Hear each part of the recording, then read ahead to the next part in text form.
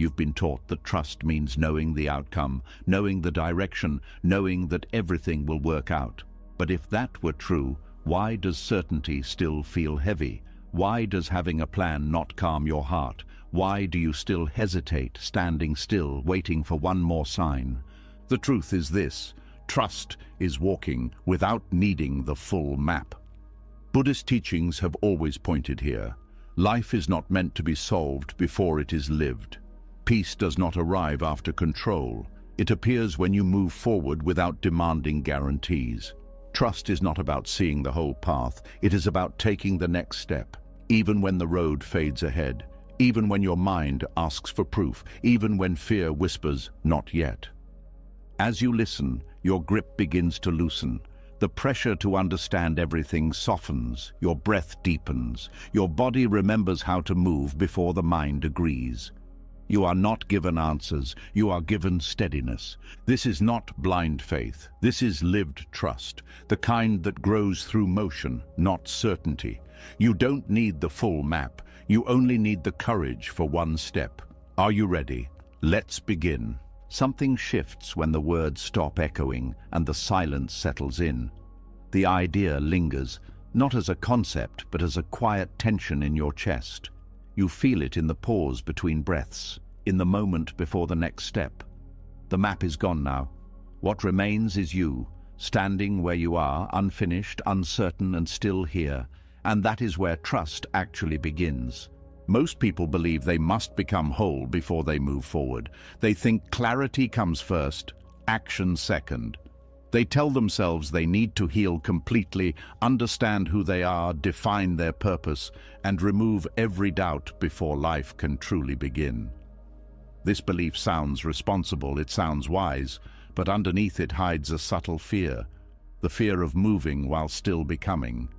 The fear of being seen as incomplete. The fear that if you walk forward now, something essential about you is still missing.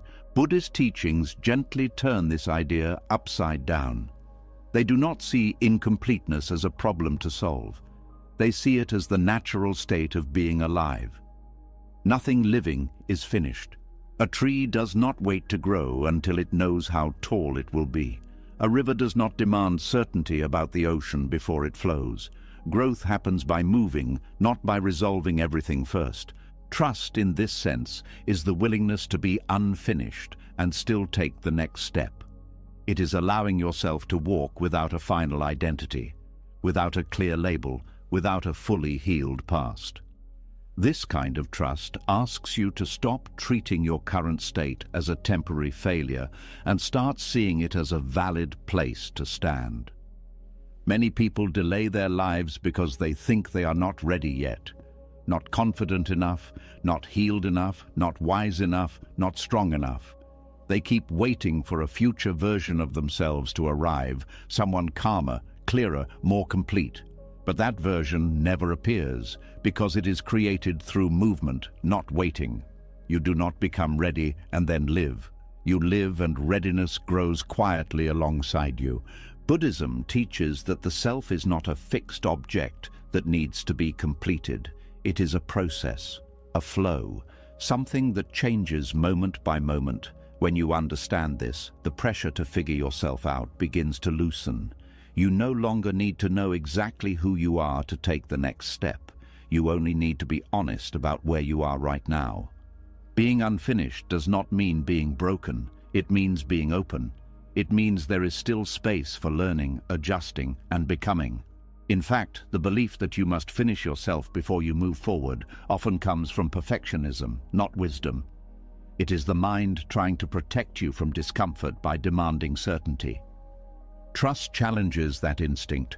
It says, move anyway, speak even if your voice shakes, choose even if doubt is still present, begin even if the ending is unclear. This is not recklessness, it is a deep respect for life as it is, not as you wish it to be. There is a quiet relief that comes when you stop trying to resolve your entire identity. You realize you do not need a final story about who you are. You do not need to define your purpose in one sentence. Purpose unfolds through engagement, through responding to what is in front of you, not through abstract planning When you trust this, you stop forcing meaning and start noticing it. Healing works the same way. Many people believe they must heal completely before they can love, create, or contribute. But healing is not a finish line. It is something that deepens through living. Often, it is through relationships, challenges, and even mistakes that healing actually happens. Waiting to be healed before you live keeps the wound untouched. Movement brings circulation. Stillness keeps pain frozen. Trusting yourself while unfinished also means letting go of the need for approval. When you do not know exactly who you are yet, you may feel tempted to borrow certainty from others. You look for validation, labels, or roles that make you feel solid. But this often pulls you away from your own experience. Trust invites you back into it. It teaches you to stay close to what feels true in your body, even when it does not make sense yet. The body understands before the mind does. You may not be able to explain why a step feels right, but something in you relaxes when you take it. Buddhism honors this kind of knowing. It does not demand that wisdom arrive fully formed. It allows wisdom to arrive late, after the action, after the experience, after the mistake. Being unfinished also means allowing contradictions to exist within you. You can feel brave and afraid at the same time. You can want change and resist it. You can trust the path and still feel lost. None of this disqualifies you from moving forward. Trust is not the absence of inner conflict. It is the decision to not let conflict paralyze you. When you accept that you are unfinished, you stop treating uncertainty as an emergency. You stop rushing to close every open question. You learn to carry not knowing with more ease. This creates a different relationship with anxiety. Instead of fighting it, you acknowledge it and continue walking. Anxiety loses its power when it is no longer the gatekeeper of your life. There is also humility in being unfinished. You stop pretending to have all the answers. You become more receptive, more curious, more patient. You listen better. You learn faster. You no longer need to protect an image of being complete. This makes connection more real. People feel safer around someone who is not trying to appear perfect. Trusting yourself in an unfinished state also changes how you relate to failure. When you believe you must be complete before you act, every mistake feels like proof that you were not ready. But when you accept incompleteness as part of the process, mistakes become information. They teach without shaming. They guide without defining you. Buddhist practice often emphasizes beginner's mind. This is the attitude of someone who does not assume they already know. It is the opposite of being finished. A beginner's mind is open, flexible, and alive. When you trust from this place, you allow life to teach you directly instead of trying to control the lesson. You begin to see that clarity is not something you wait for. It is something that sharpens through movement. Like walking in fog, each step reveals only a little more of the path, but that is enough. Demanding full visibility before moving is not caution. It is avoidance dressed as wisdom. Trust as willingness to be unfinished also frees you from comparing your timeline to others. When you believe there is a correct pace for becoming, you constantly feel behind. But when you accept that growth unfolds differently for everyone, comparison loses its grip. You honor your own rhythm. You stop rushing yourself toward milestones that do not actually belong to you. This kind of trust is quiet. It does not announce itself. It does not feel dramatic. Often it feels ordinary. It looks like showing up even when you are unsure. It looks like continuing a conversation even when you do not have the perfect words. It looks like staying with a question instead of forcing an answer. Over time, something surprising happens. The parts of you that felt unfinished begin to integrate naturally, not because you forced them to, but because you gave them space to evolve. Identity becomes less rigid and more functional. Purpose becomes less grand and more sincere. Healing becomes less about fixing and more about allowing.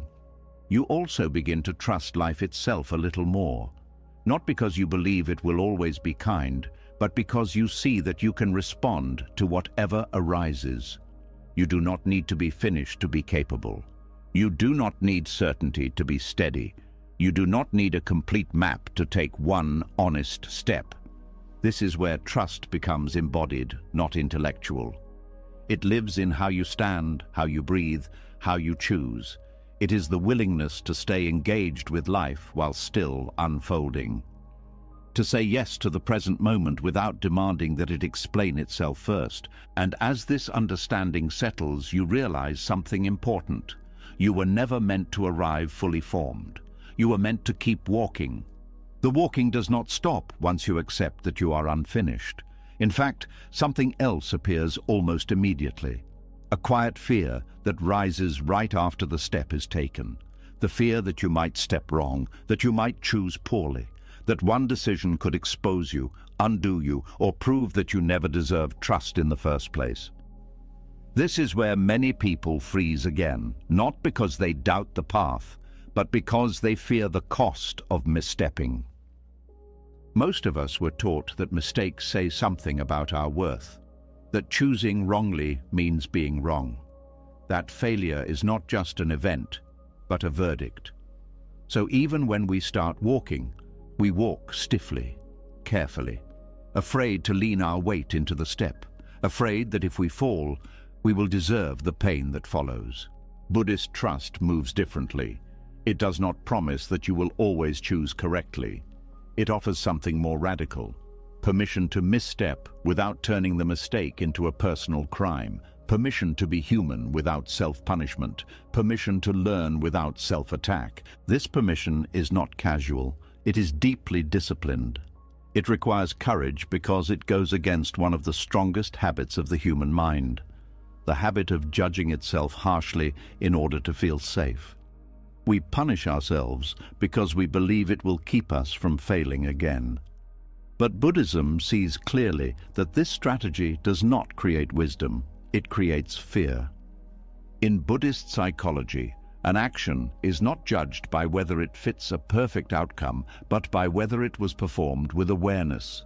A mistake made with sincerity and attention is not a moral failure. It is part of the learning process. The problem is not choosing wrongly. The problem is clinging to the identity of someone who is wrong. When you punish yourself for a mistake, you freeze growth. The mind collapses inward. Energy that could be used to adjust, learn, or repair is consumed by shame. Shame does not teach, it only silences. Trust, on the other hand, keeps the channel open. It allows you to stay present with what happened without running away or attacking yourself. There is a deep misunderstanding that letting go of self-punishment means lowering standards or avoiding responsibility. Buddhism does not teach that. It teaches accountability without cruelty. You acknowledge the impact of your actions clearly, but you do not add unnecessary suffering by making the mistake define who you are. This distinction matters.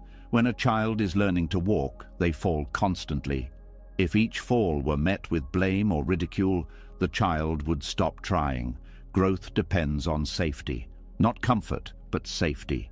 The safety of knowing that falling does not end belonging. Most adults never received this safety.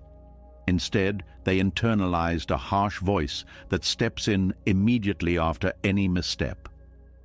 This voice says things like, "You should have known better. What is wrong with you? You always mess things up." Over time, this voice becomes automatic. You do not even question it. You assume it is discipline. Buddhism calls it ignorance, not as an insult, but as a description. It is a misunderstanding of how learning actually works. Trust includes the courage to let that voice speak without obeying it. You hear the accusation, but you do not bow to it. You stay with the facts of the situation. You see what happened. You feel the discomfort. And you ask a different question, not what is wrong with me, but what is needed now. This shift changes everything. Mistakes stop being threats and start becoming teachers, not in a romantic way. Some lessons hurt.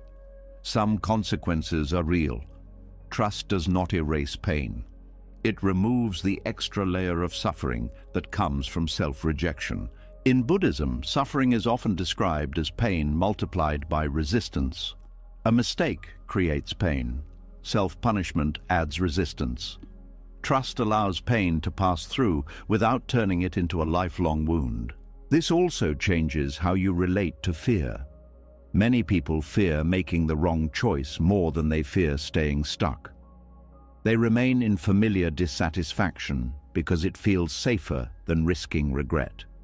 But regret is not what destroys people. Self-attack does.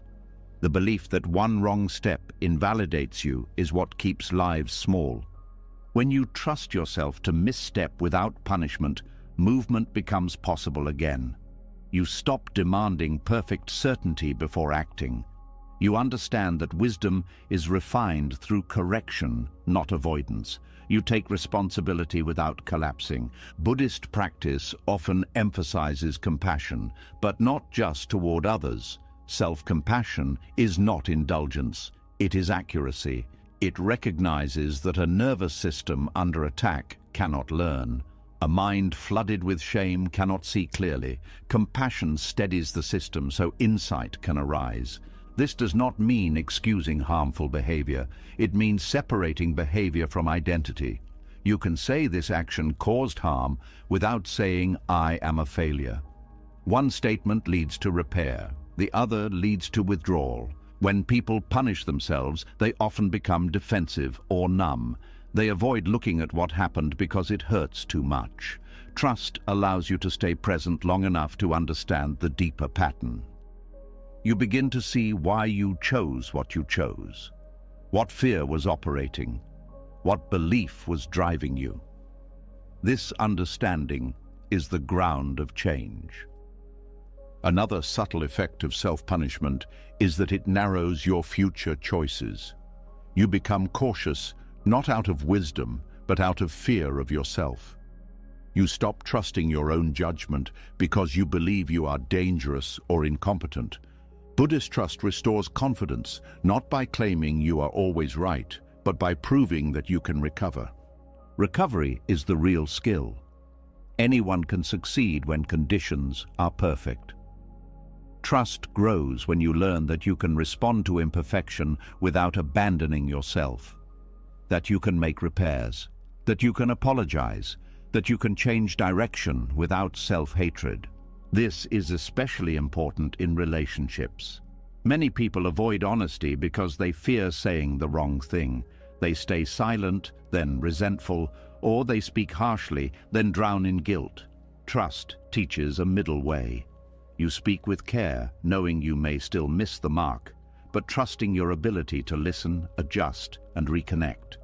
Buddhist teachings often speak of right effort, not perfect effort. Right effort means showing up with sincerity, not forcing flawless performance. It means staying engaged, even after you stumble. This is the courage to misstep. Not recklessness, but resilience. You also begin to see that many mistakes are only mistakes in hindsight.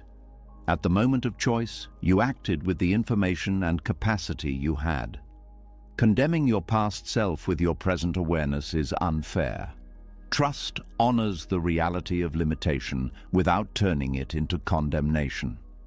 Over time, this approach rewires how you experience guilt. Guilt becomes a signal, not a sentence. It points to values that matter to you. It invites alignment, not punishment. Once the message is received, guilt has done its job. Keeping it longer only hardens the heart. There is also freedom in knowing that choosing wrongly does not exile you from the path. There is no permanent deviation, no step that disqualifies you from returning to awareness. Buddhism does not operate on a system of spiritual points. There is always a next breath, always a next moment to begin again. This understanding reduces anxiety at its root. Anxiety thrives on the belief that one mistake will ruin everything. Trust dissolves this belief quietly. You see that life is not a fragile structure that collapses with one error. It is flexible, adaptive, forgiving in ways the human mind often is not. As self-punishment loosens, something else grows. Curiosity. You start asking different questions. Not, how do I avoid being wrong? But what is this teaching me? Not, how do I protect my image? But how do I stay honest? This curiosity keeps you alive and engaged. Eventually you notice that courage feels different now. It is no longer dramatic, it is calm. It is the willingness to act without guarantees and to respond without cruelty when things go sideways. This is mature trust, quiet, grounded, stable. You do not need to be fearless. Fear will still arise. But fear no longer controls you through threats of self-destruction. You know that even if you fall, you will not turn against yourself. That knowledge alone makes the next step lighter. And so, the walking continues, not because you are certain of the terrain, but because you trust your ability to meet whatever arises without self-betrayal. You move forward knowing that missteps are not the opposite of the path. They are part of how the path teaches you to walk. After learning to walk while unfinished, and after discovering that missteps do not require punishment, another tension quietly appears. You begin to notice a space that feels uncomfortable and strangely personal. You act with care, you choose with sincerity, you do your best. And yet, life responds in ways you did not expect. The result does not match the intention. This gap is where trust is tested most deeply. There is a silent belief many people carry without realizing it. The belief that good intentions should lead to good outcomes. That wisdom should be rewarded with success. That effort should be met with results. When this does not happen, confusion arises, doubt creeps in. You start questioning your judgment, your values, even your worth. The mind whispers that maybe you were wrong after all. Buddhist teachings look directly at this gap and refuse to close it with false comfort. They do not promise that wise action will always produce pleasant outcomes. They offer something more grounding. The understanding that wisdom lives in the intention and the presence, not in the result. Outcomes are shaped by countless conditions beyond your control. To tie your trust to them is to place your peace in unstable hands. When you base your sense of trust on results, anxiety becomes inevitable. You are constantly scanning the future for proof that you chose correctly. You replay decisions, searching for signs of validation. You fear that a disappointing outcome means you failed in some deeper way. This kind of faith is fragile. It depends on circumstances behaving well.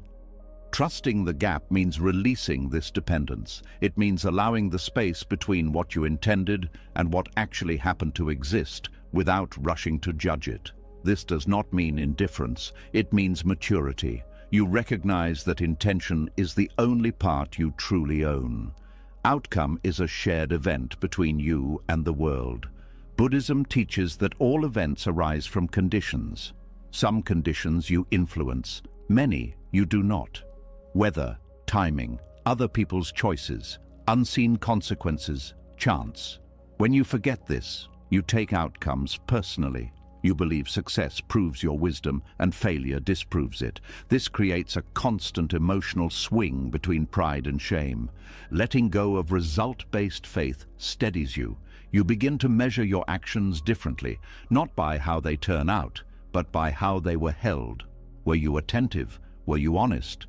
Were you acting from fear or clarity? These questions bring you back to the present moment where trust actually lives. This shift changes how you experience disappointment. Disappointment still hurts, but it does not collapse your identity. You no longer interpret an unwanted outcome as evidence that you should not trust yourself. You see it as part of a larger unfolding that could not be predicted from the start. Many people avoid acting because they fear wasting effort. They fear doing everything right and still losing. But this fear misunderstands the purpose of wise action. The purpose is not to control life. It is to participate in it with integrity. When you understand this, effort is never wasted. It refines you regardless of outcome. Trusting the gap also softens regret. Regret often comes from believing that a different choice would have guaranteed a better result. But this is imagination, not reality. You cannot know what would have happened. Buddhism invites you to release these mental rewrites. They add suffering without offering insight. Anxiety thrives on future projection. It asks endless questions about what your actions will lead to. Trust brings attention back to what is happening now. It says, focus on the quality of this moment. The future will arrive on its own terms. This does not eliminate planning. It frees you from emotional dependency on plans succeeding. There is also freedom in realizing that wisdom does not always look wise from the outside. Sometimes doing the right thing leads to loss, misunderstanding, or delay. If you only trust actions that are rewarded, you limit your life to what is safe and socially approved. Trusting the gap allows you to act according to values, even when applause does not follow. This is especially important in relationships. You can speak kindly and still be misunderstood. You can set boundaries and still be blamed. You can love sincerely and still be left. If outcomes define your trust, you will conclude that honesty, care, and vulnerability are mistakes. Buddhism teaches otherwise. It teaches that the value of these actions is intrinsic. When you trust the gap, you stop bargaining with life. You stop thinking, if I do this right, then everything will be okay. This bargain creates constant tension. You are always waiting to see if the deal holds. Letting it go brings relief. You act because it is right to act, not because you expect a specific return. This does not make you passive, it makes you resilient. You can adapt without losing faith. You can change course without self-blame. You can continue even when progress is invisible. This is how anxiety loosens at its root. Anxiety depends on the belief that safety lies in predictable outcomes. Trust sees safety in responsiveness. Over time, you notice that your nervous system begins to relax. You are no longer bracing for judgment from the future. You are less afraid of uncertainty because you are not using it as a measure of your worth. You accept that life is not a report card. Buddhist practice often emphasizes right action without attachment to results. This does not mean you do not care. It means you care without clinging. Clinging turns effort into tension. Letting go turns effort into presence. You also begin to understand that some outcomes take time to reveal their meaning. What looks like failure now may become clarity later. What feels like loss may redirect you towards something more aligned. Trust allows you to wait without despair. Trusting the gap also deepens humility. You stop assuming you know what is best in every situation. You remain open to learning from what unfolds. This openness keeps wisdom alive. Certainty based on results hardens. Trust based on intention stays flexible. As this understanding settles, your relationship with success changes. Success becomes a byproduct, not a requirement. When it comes, you receive it with gratitude, not attachment. When it does not, you remain intact. This balance protects you from burnout and bitterness. You also become more compassionate toward others. You stop judging people solely by outcomes. You see the effort behind actions. You recognize that many people are doing their best within complex conditions. This perspective reduces anger and increases patience. Eventually, you notice that trust feels less like confidence and more like steadiness. It is not loud. It does not announce itself. It simply remains present, regardless of how events unfold. You stop asking life to prove itself to you. You stop asking your choices to guarantee safety. And so the walking continues, now with a lighter heart. You act with care, knowing that results are not a verdict. You rest in the knowledge that wisdom is not invalidated by disappointment, and integrity is not measured by outcomes. The gap remains, but it no longer feels threatening. It becomes space. Space to breathe, space to learn, space to trust life as it is, not as you hoped it would be. As the gap between intention and outcome becomes less threatening, another habit quietly reveals itself. You notice how often you pause, not because you are incapable, but because you are waiting to understand everything first. You wait for certainty to arrive. You wait for insight to appear. You wait for the feeling that says, now it makes sense. And in that waiting, life slows. Not because the path is blocked, but because you are standing still, hoping wisdom will come before movement. There is a deep emotional pull in wanting clarity before action. It feels responsible, it feels mature, it feels safe. But very often this waiting is not wisdom. It is fear wearing thoughtful clothing, fear of embarrassment, fear of regret, fear of stepping into something you cannot yet explain. Buddhism does not judge this fear. It simply sees it clearly and asks a different question. What if understanding is not the doorway, but the echo? Many of the most important insights in life arrive late. They show up after the conversation, not before it. After the loss, not before it. After the risk, not before it. The mind wants a preview, a guarantee, a clear explanation before it commits. But life rarely works that way. Wisdom often waits until you are already moving. Buddhist teachings recognize this pattern.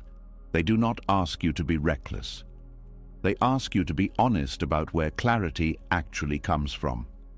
Insight is not always a light that guides the step. Sometimes it is the warmth you feel after the step has already been taken. If you refuse to move until you understand, you may never understand at all. Waiting for clarity can feel like patience, but there is a subtle difference between patience and avoidance. Patience stays present. Avoidance delays. Patience listens deeply. Avoidance demands certainty. When you watch yourself closely, you can feel the difference in the body. Patience feels grounded. Avoidance feels tight. Walking before understanding requires trust in experience itself. It means allowing life to teach you through contact, not theory. Buddhism values direct experience over conceptual knowledge.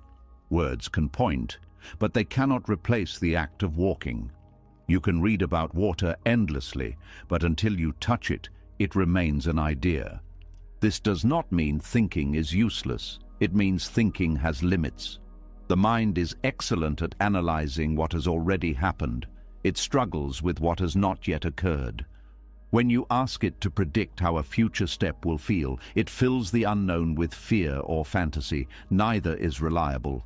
Insight that arrives late has a different quality. It is embodied. It settles into your muscles, your breath, your posture. It is not just something you know, it is something you recognize.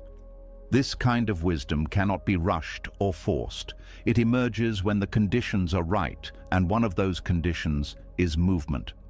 Many people confuse hesitation with depth. They believe that the more they think, the more mature their decision will be.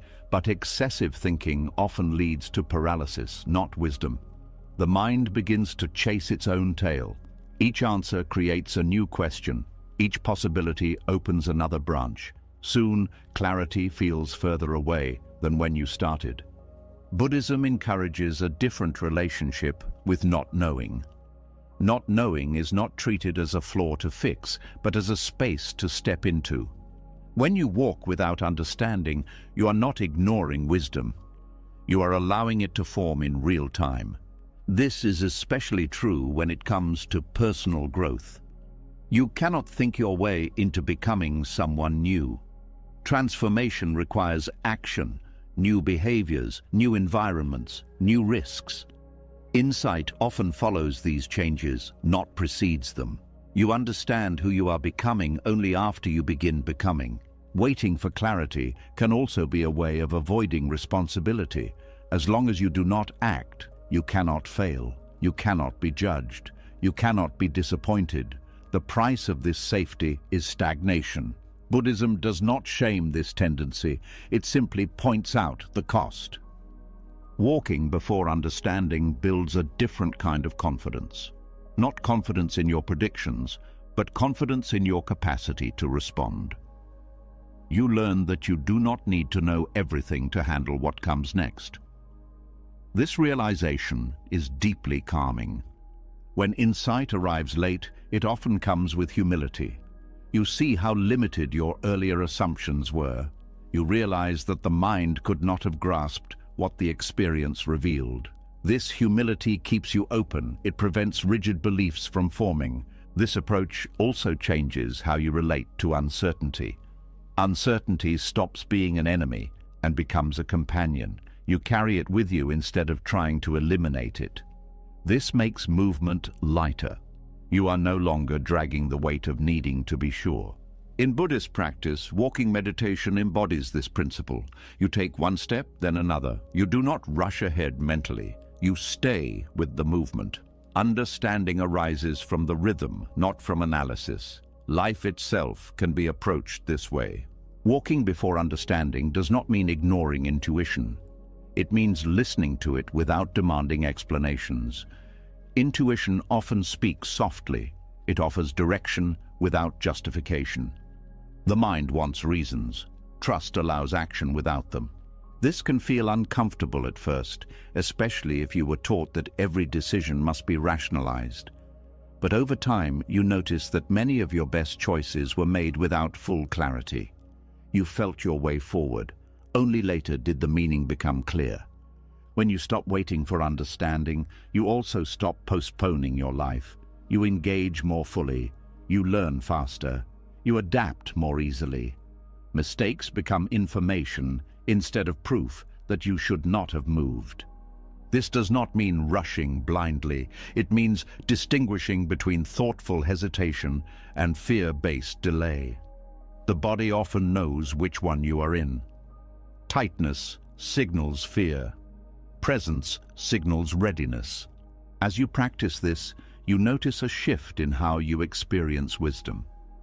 Wisdom stops feeling like something you must achieve and starts feeling like something that meets you along the way. You are not chasing it. You are allowing it to catch up. There is also a deep kindness in this approach. You stop demanding perfection from yourself before allowing movement. You accept that learning is messy. That clarity is uneven. That understanding comes in waves. Over time, the fear that kept you waiting loses its grip, not because it disappears, but because you stop obeying it. You learn that fear is not a reliable guide for timing. It always asks you to wait longer. Walking before understanding is an act of trust in life's intelligence. It assumes that experience itself carries wisdom, that the path teaches through contact, that you do not need to see the entire picture to take the next step. As this understanding settles, you realize something quietly powerful. You have been waiting for wisdom to give you permission to live, but wisdom was waiting for you to move. When you stop waiting for wisdom to arrive first, you begin to feel the real terrain under your feet, not the story of the terrain itself. And what you notice is simple and unsettling.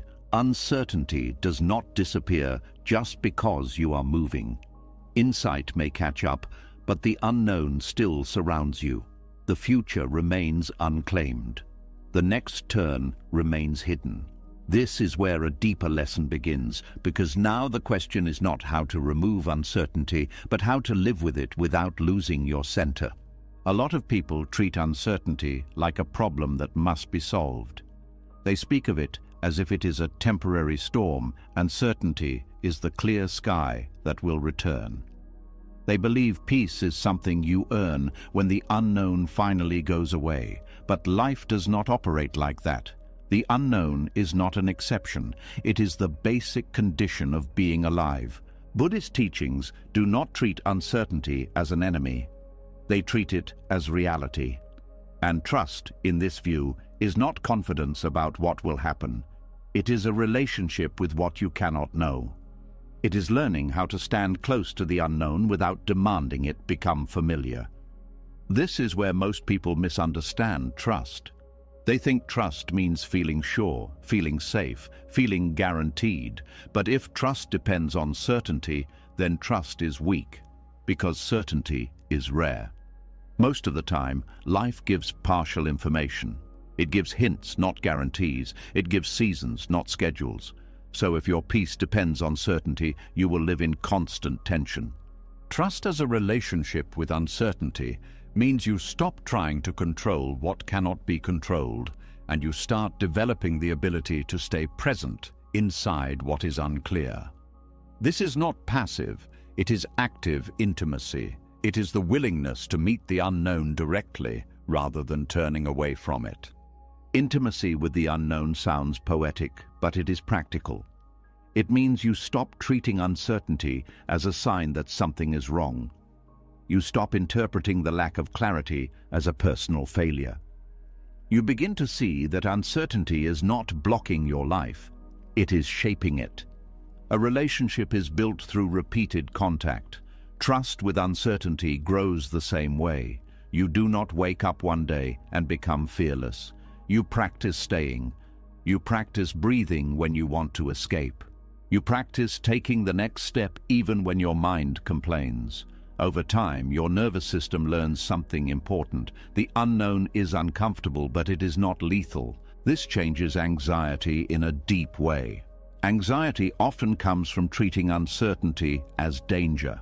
The mind tries to protect you by creating scenarios, predictions, and worst-case plans. It wants to eliminate risk by imagining everything. But this mental activity does not create safety. It creates exhaustion. Buddhism teaches that the mind's attempt to control the future is a form of suffering. Not because planning is wrong, but because clinging is painful.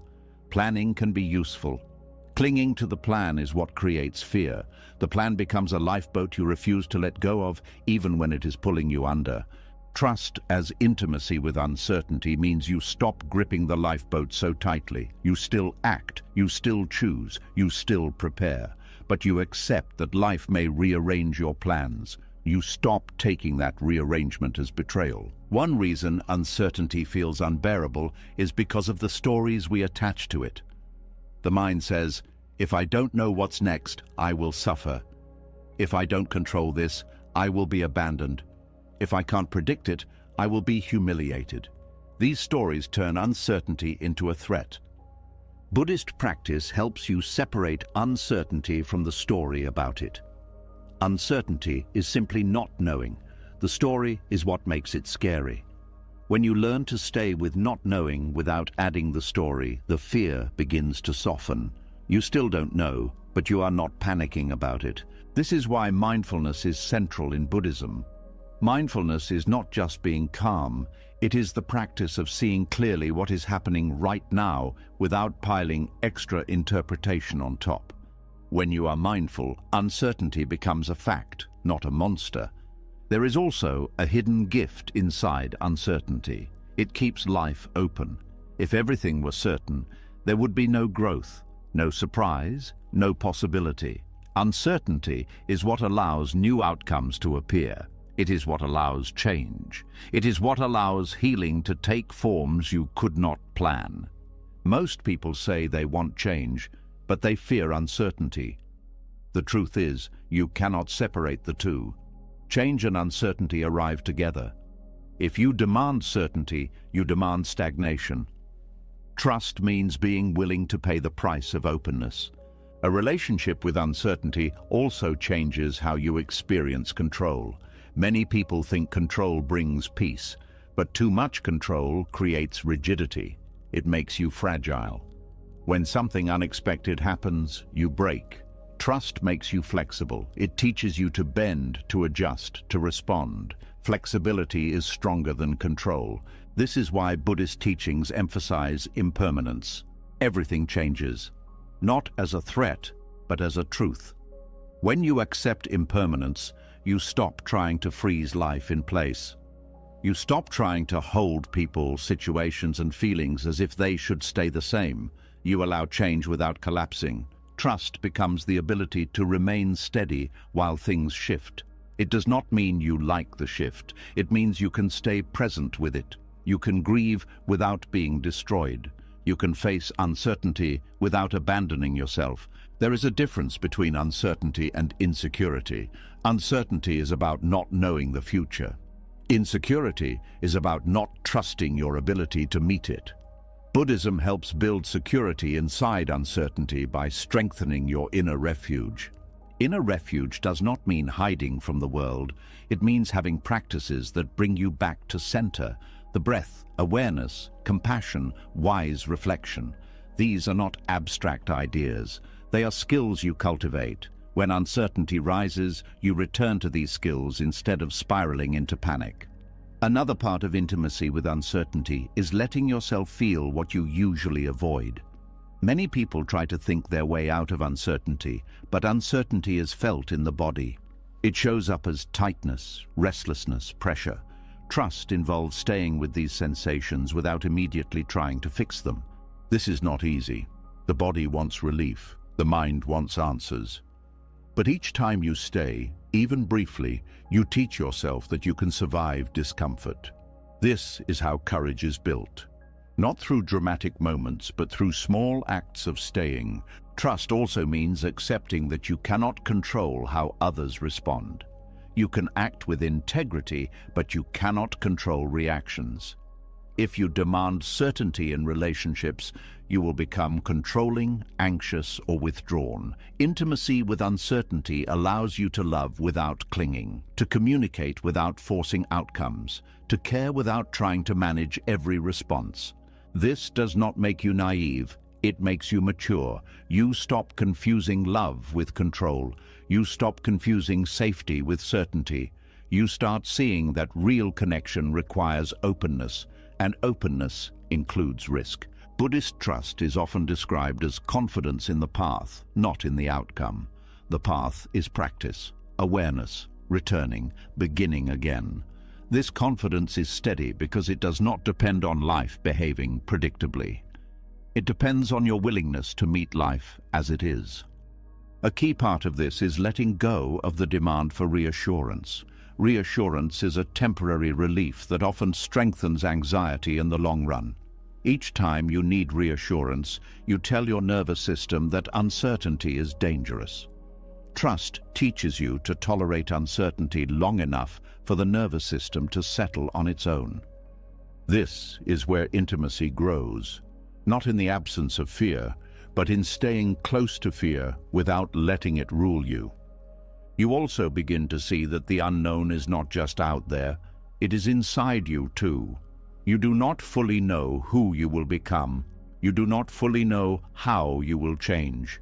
Many people fear this internal unknown. They cling to identity because it feels stable, but identity is also impermanent. Trust means letting yourself evolve without needing a fixed image. As you practice this, you begin to experience a different kind of peace. Not the peace of certainty, but the peace of openness. It is quieter, less dramatic. It does not depend on perfect conditions. It is the peace of being able to say, I don't know what's next, and I can still breathe. This is the heart of Buddhist trust. It is not about predicting the future. It is about relating to the unknown with presence rather than resistance. It is learning to walk with uncertainty as a companion, not as a threat. And when you truly start relating to uncertainty this way, you notice something surprising. The unknown does not feel as cold as it used to. It still has shadows, but it also has space. Space for possibility, space for wisdom to keep arriving, space for life to keep unfolding without needing your permission. As uncertainty becomes less of an enemy and more of a companion, another habit quietly comes into focus. It shows up in small moments. A glance at the phone, a question asked one more time. A subtle hope that someone, something, or some sign will finally settle the discomfort. Even when you accept not knowing, there is still the urge to be reassured, to be told you are on the right path, to hear that everything will be okay. This urge feels harmless, but it shapes trust in ways most people never notice. Reassurance feels like relief. It softens the nervous system for a moment. It quiets the mind briefly, but relief is not the same as trust. Relief fades quickly, and when it does, the question returns stronger than before. The habit grows. The mind learns that uncertainty must be neutralized immediately, and slowly, inner trust weakens. Buddhist teachings are very precise here. They do not shame the need for reassurance. They understand it as a natural response to fear, but they also show its cost. Each time you demand reassurance, you send yourself a message. I cannot stay with not knowing.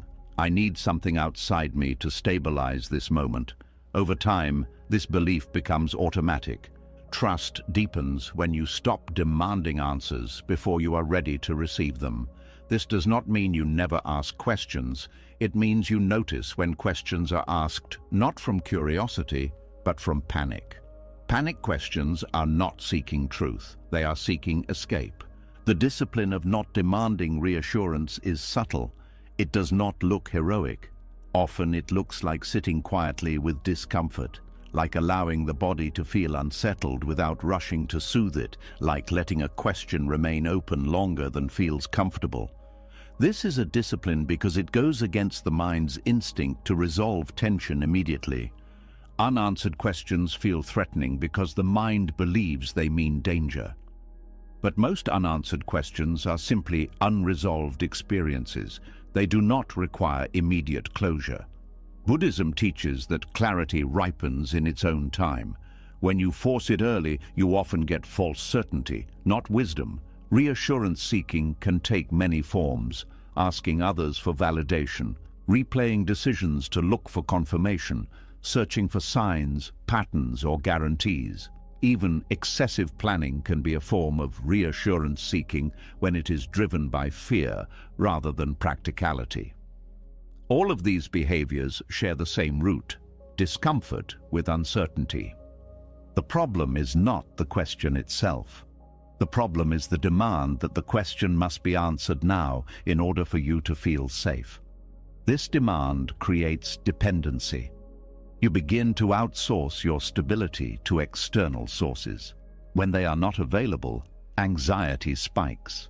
Buddhist practice invites you to stay with the question instead, to let it exist without resolving it. This is not passive. It is an active willingness to remain present with what you do not know. It trains the nervous system to tolerate ambiguity. When you stay with an unanswered question, something interesting happens. At first, the discomfort intensifies. The mind protests. It tells you this is irresponsible, that you are wasting time, that you should be doing something. But if you stay, the intensity begins to soften, not because the question is answered, but because your relationship to it changes. You learn that not knowing does not destroy you. You learn that discomfort rises and falls on its own. This learning is embodied, not intellectual. It builds a quiet confidence that reassurance can never provide. Reassurance gives temporary calm. Staying with unanswered questions builds long-term resilience. One teaches you to escape discomfort. The other teaches you to meet it. This is why reassurance seeking erodes trust. It trains avoidance. In Buddhism, there is a deep respect for questions that do not have immediate answers. Some teachings are designed not to be solved, but to be lived with. They stretch the mind. They reveal attachment to certainty. They expose fear. The practice is not to eliminate the question, but to let it transform you. When you stop demanding reassurance, you also stop constantly scanning others for approval. You become less reactive to feedback. Praise feels pleasant, but not necessary. Criticism feels uncomfortable, but not devastating. Your sense of direction becomes more internal. This does not mean you become closed off or stubborn. It means you listen without collapsing. You consider input without handing over authority. You trust your capacity to reflect rather than needing immediate validation. The discipline here is learning to pause between uncertainty and action, not to freeze, but to stay present. to feel the urge to seek reassurance and not act on it immediately. This pause is powerful. It interrupts an old pattern. Over time, you notice that many of the questions you were desperate to answer lose their urgency. They dissolve on their own. Others evolve. They become more refined, more honest. When answers do arrive, they feel quieter and more grounded. Another effect of reassurance seeking is that it keeps you focused on outcomes. You want to know if things will turn out well, if you are safe, if you will be okay. Letting go of reassurance shifts your attention back to the present moment. What is happening now? What is needed now? This shift reduces anxiety at its root. Anxiety lives in anticipation. It feeds on imagined futures. Staying with unanswered questions anchors you in the present. You are no longer living 5 steps ahead. Buddhism does not promise certainty. It promises practice. The practice of returning, the practice of observing, the practice of compassion toward discomfort. These practices become your reassurance, not because they answer questions, but because they stabilize you. You also begin to notice that reassurance often comes with conditions. People reassure you based on their own fears, hopes, or limitations. Their reassurance may not be accurate. Depending on, it can lead you away from your own truth. Trust grows when you learn to sit with your own uncertainty without rushing to fill it. This sitting is not empty. It is full of information, sensations, emotions, subtle signals. When you are not chasing reassurance, you can actually hear yourself. This practice also reveals how often reassurance seeking is linked to self-doubt. You do not trust your perception, your timing, your feelings. Buddhism encourages gentle investigation here, not judgment. You ask, what am I afraid will happen if I don't get reassurance right now? Often the fear is exaggerated.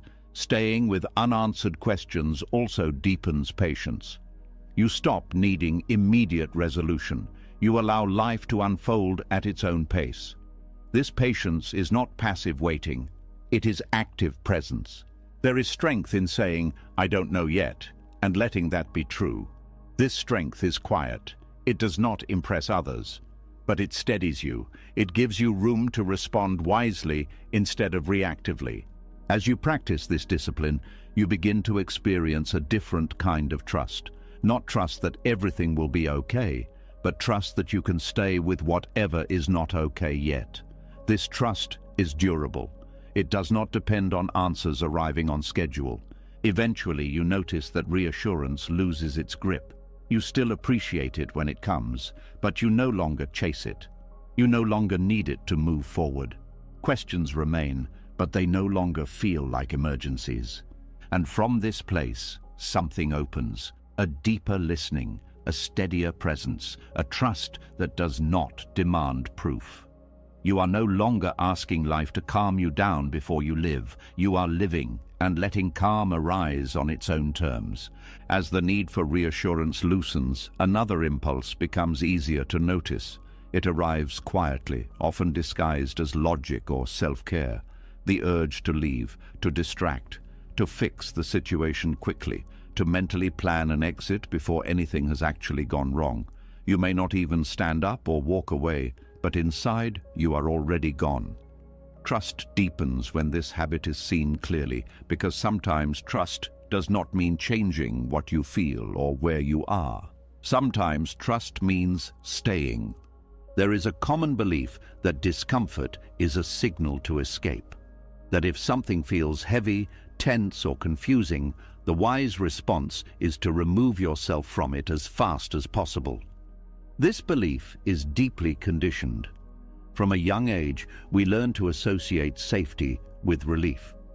When discomfort arises, the mind immediately searches for a way out, a distraction, a solution, a justification, a future moment where things will finally feel better. Buddhist teachings do not deny that some situations require action or boundaries, but they point out something subtle and important.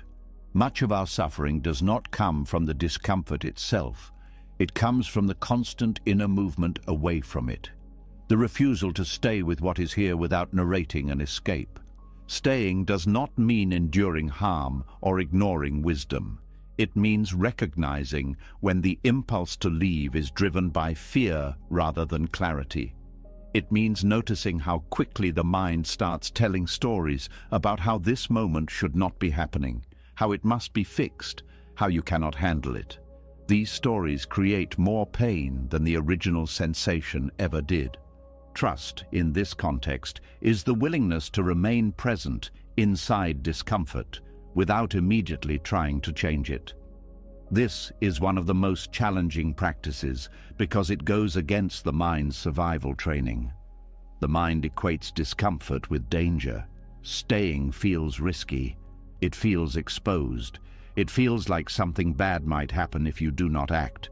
But when you stay, you begin to see something important. Discomfort is not static. It moves. It shifts. It has texture and rhythm. It rises and falls. When you stop narrating an exit, you create space to experience this movement directly. Many people live in a constant state of internal escape. Even when they are physically present, their attention is elsewhere, planning the next task, replaying the past, fantasizing about a future where things are easier. This mental leaving is so habitual that it feels normal.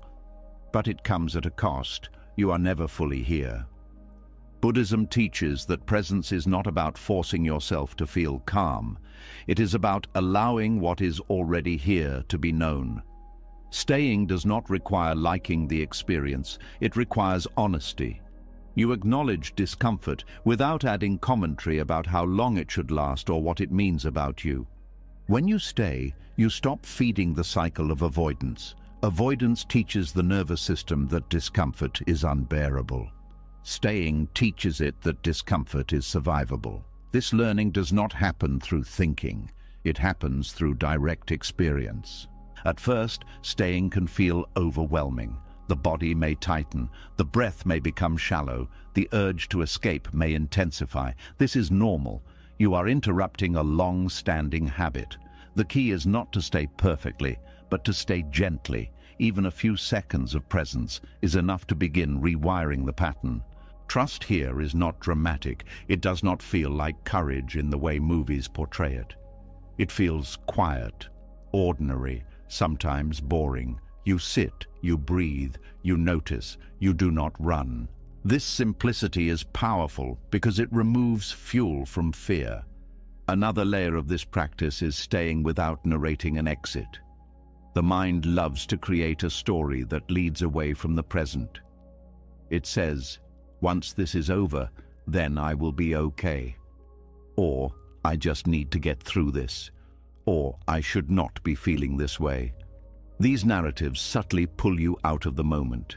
You are technically still here, but psychologically, you are already gone.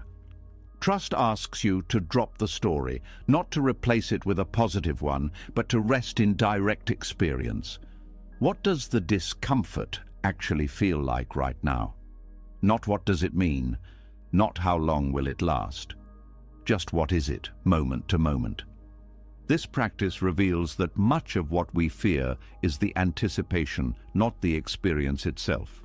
The mind's commentary is often harsher than reality. When you stay, the commentary loses volume. Sensations become more manageable when they are not amplified by story. Staying also changes how you relate to emotions. Many people believe emotions are problems to solve. If sadness appears, they look for a reason. If anxiety appears, they look for reassurance. If anger appears, they look for an outlet. Buddhism offers another option. Stay with the emotion without turning it into a task. Emotions are energy. They move when they are allowed to be felt. When you escape them, they get stuck. Staying allows completion, not resolution in the intellectual sense, but release in the bodily sense. This does not mean wallowing. Wallowing is staying with the story. Presence is staying with the sensation. The difference is subtle but important. Stories loop. Sensations change. Trusting life in this way means believing that you do not have to micromanage every internal experience, that your system has its own intelligence, that feelings know how to move if you stop interfering. Another reason staying feels difficult is because of identity. You may believe that if you stay with discomfort, it will define you, that you will become the anxious person, the sad person, the confused person. Escaping feels like protecting your identity. But identity is not fixed by a feeling. It is shaped by how you relate to it. When you stay, you learn that feelings pass through you. They do not become you. This realization weakens fear at its root. You stop treating emotions as threats to your sense of self. Staying also builds trust in time. You stop demanding immediate change. You allow moments to unfold at their own pace. This patience is not passive. It is attentive. You are engaged without being controlling. In Buddhist practice, this is often described as equanimity, not indifference, but balance. You allow pleasant and unpleasant experiences to arise and pass without clinging or rejecting. This balance creates inner stability that does not depend on circumstances. Trusting by staying does not mean you never leave situations that are harmful or misaligned. It means you discern the difference between wise action and fear-driven escape. Fear escapes to feel better. Wisdom stays long enough to see clearly. When you practice staying, you become less reactive. You stop making decisions solely to relieve discomfort. This leads to better choices. Choices rooted in values rather than avoidance. You also become more available to others. When you are not constantly trying to escape your own discomfort, you can stay present with someone else's. You listen better. You respond more thoughtfully. You are not rushing to fix or flee. Another effect of staying is that it reveals patterns. When you stop escaping, you start noticing what repeats. The same feelings, the same triggers, the same stories. This awareness is the beginning of real change. You cannot transform what you refuse to look at. Trusting life by staying also means trusting your capacity to endure. Not endure forever, but endure long enough for insight to arise, long enough for the body to settle, long enough for the situation to reveal itself. This capacity is already in you. It has been there through every difficult moment you have survived. Staying simply reconnects you with it. Over time, staying becomes less effortful. You no longer panic when discomfort appears. You recognize it as part of the human experience. You meet it with curiosity instead of resistance. This does not make life painless. It makes it honest. Pain still happens, but it is not compounded by constant fleeing. Trust, in this sense, is deeply grounded. It is not belief in a better future. It is confidence in your ability to be present now, even when now is uncomfortable, even when now does not make sense. And as this practice deepens, something quietly changes. The urge to escape loses urgency. You no longer need to be somewhere else to feel okay. You are here, breathing, aware, still moving forward, not by running away, but by staying long enough to let life meet you where you are. When you learn to stay instead of escape, something subtle becomes impossible to ignore. Beneath the thoughts, beneath the explanations, beneath the stories about what should happen next, there is movement, sensation, a quiet signal that does not speak in words. Even when the mind is undecided, something in you already knows how it feels to be here. This is where trust begins to move deeper, away from thinking and into listening. Most people are taught to trust their mind above all else, to analyze, to justify, to explain, to wait until every choice makes sense on paper before acting. The body, in this training, becomes secondary, a vehicle, a nuisance, something to manage after decisions are made. But Buddhist understanding does not separate wisdom from the body. It recognizes that the body often perceives truth before the mind can organize it into logic. There are moments when the mind stalls. It circles, it debates endlessly, it wants certainty, reasons, guarantees. And yet, in those same moments, the body responds clearly. A tightening when something is wrong, a softening when something aligns, a heaviness that warns, a subtle ease that invites. These signals are not mystical, they are biological, emotional, and deeply intelligent. Trusting the body before the mind agrees does not mean abandoning reason. It means recognizing that reason is sometimes late. The mind works with concepts and predictions. The body works with immediacy. It responds to what is happening now, not to what might happen later. This makes it a powerful source of information when the future is unclear. Many people struggle to hear the body because they have been trained not to. From a young age, discomfort is overridden, hunger is ignored, fatigue is pushed through, emotional reactions are dismissed. Over time, the body's signals become faint, not because they are weak, but because they are consistently ignored. Buddhist practice invites a return to embodied awareness. Attention is brought back to breath, posture, sensation, not as a relaxation technique, but as a way of learning how truth feels. The body does not lie in the same way the mind can. It does not rationalize fear or disguise desire as logic. It reacts honestly. When you trust the body, you begin to notice patterns. Certain environments drain you. Certain conversations tighten your chest. Certain decisions bring a quiet relief even when they are difficult. These patterns are not random. They are the body's way of communicating boundaries, values, and readiness. The challenge is that the body rarely provides explanations. It offers signals, not arguments. The mind, trained to demand reasons, becomes uncomfortable with this. It asks, why do I feel this way? What does it mean? What if I'm wrong? This is where trust is required. Trust to act without full intellectual agreement. Listening to the body does not mean acting on impulse. Impulse is reactive. Somatic truth is steady. Impulse feels urgent and chaotic. Somatic truth feels grounded, even when it is uncomfortable. Learning to tell the difference takes practice. One way this practice develops is through staying with sensation rather than immediately interpreting it. When a feeling arises, instead of asking what it means, you ask what it feels like. Tight or loose, heavy or light, warm or cold. This keeps you connected to direct experience instead of mental speculation. Over time, you learn that the body often knows when something is not aligned long before the mind admits it. You may stay in a situation because it makes sense logically, while your body slowly contracts. Fatigue increases, tension becomes chronic, motivation fades. These are not failures of will, they are signals of misalignment. Trusting the body also changes how you experience fear. Fear is often felt first in the body. A racing heart, a shallow breath, a tightening throat. When you listen carefully, you begin to distinguish between fear that warns of real danger and fear that arises from growth.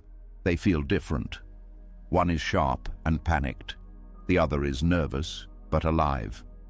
The mind tends to treat all fear the same. The body does not.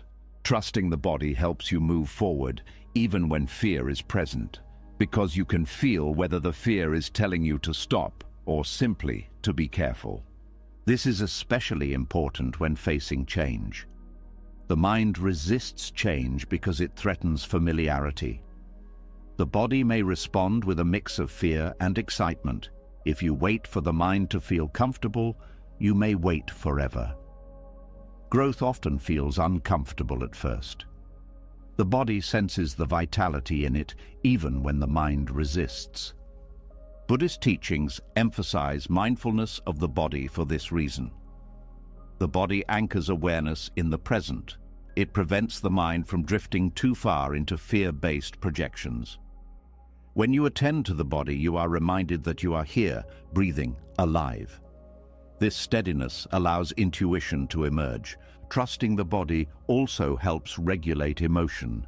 When you listen to bodily cues, you can respond before emotions escalate. You notice tension before it becomes anger. You notice fatigue before it becomes burnout. This early awareness is a form of wisdom that prevents unnecessary suffering. There is also humility in trusting the body. You accept that you do not always know why something feels right or wrong.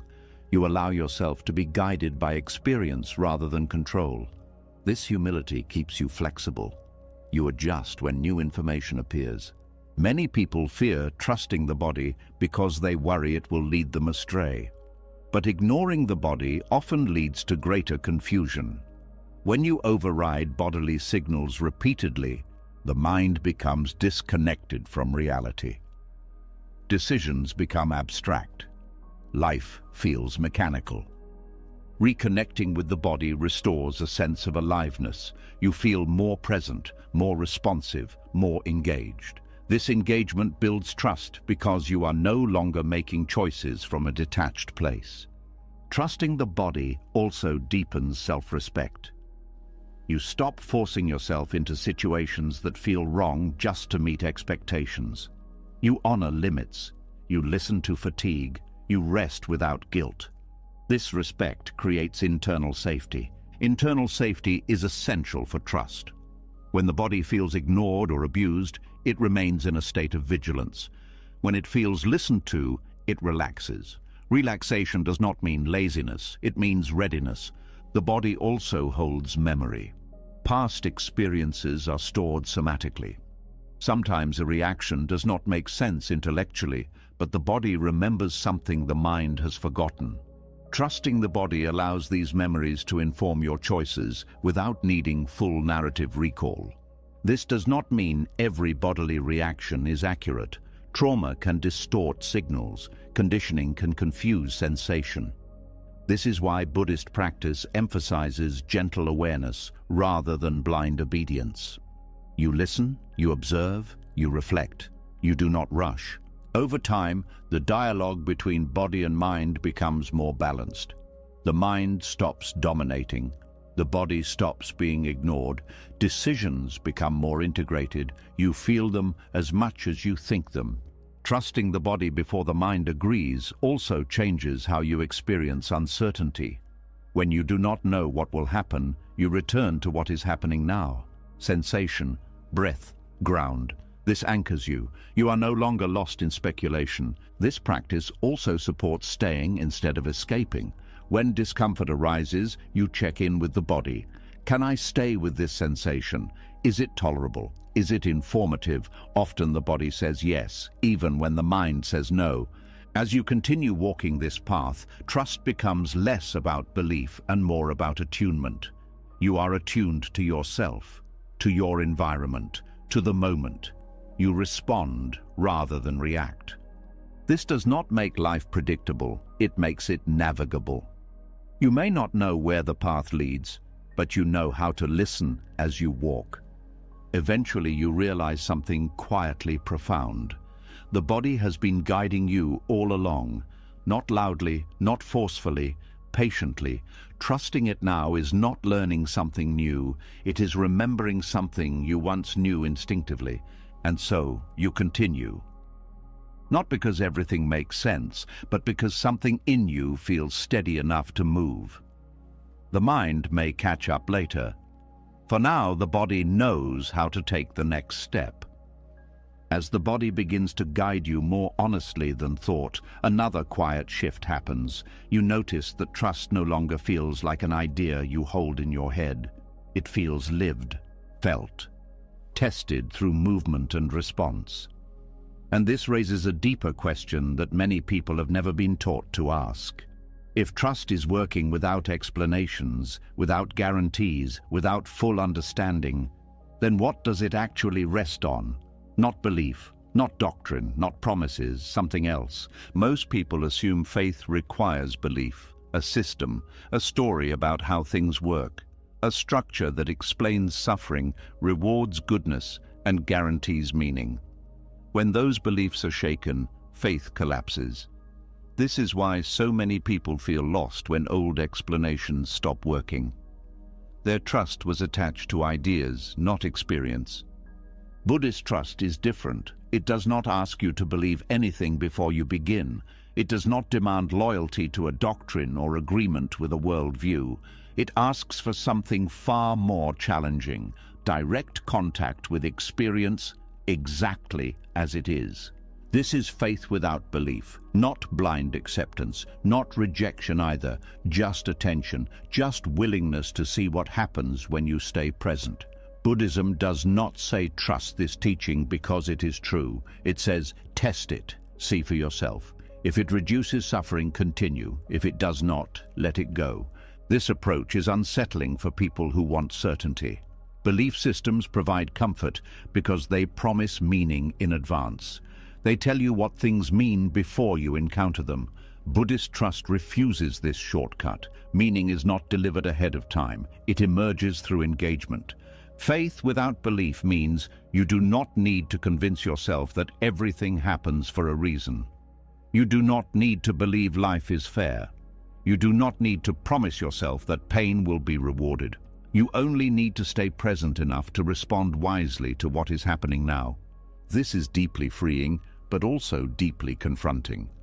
Without belief to lean on, you cannot bypass discomfort with explanation. You cannot say this is happening because it was meant to.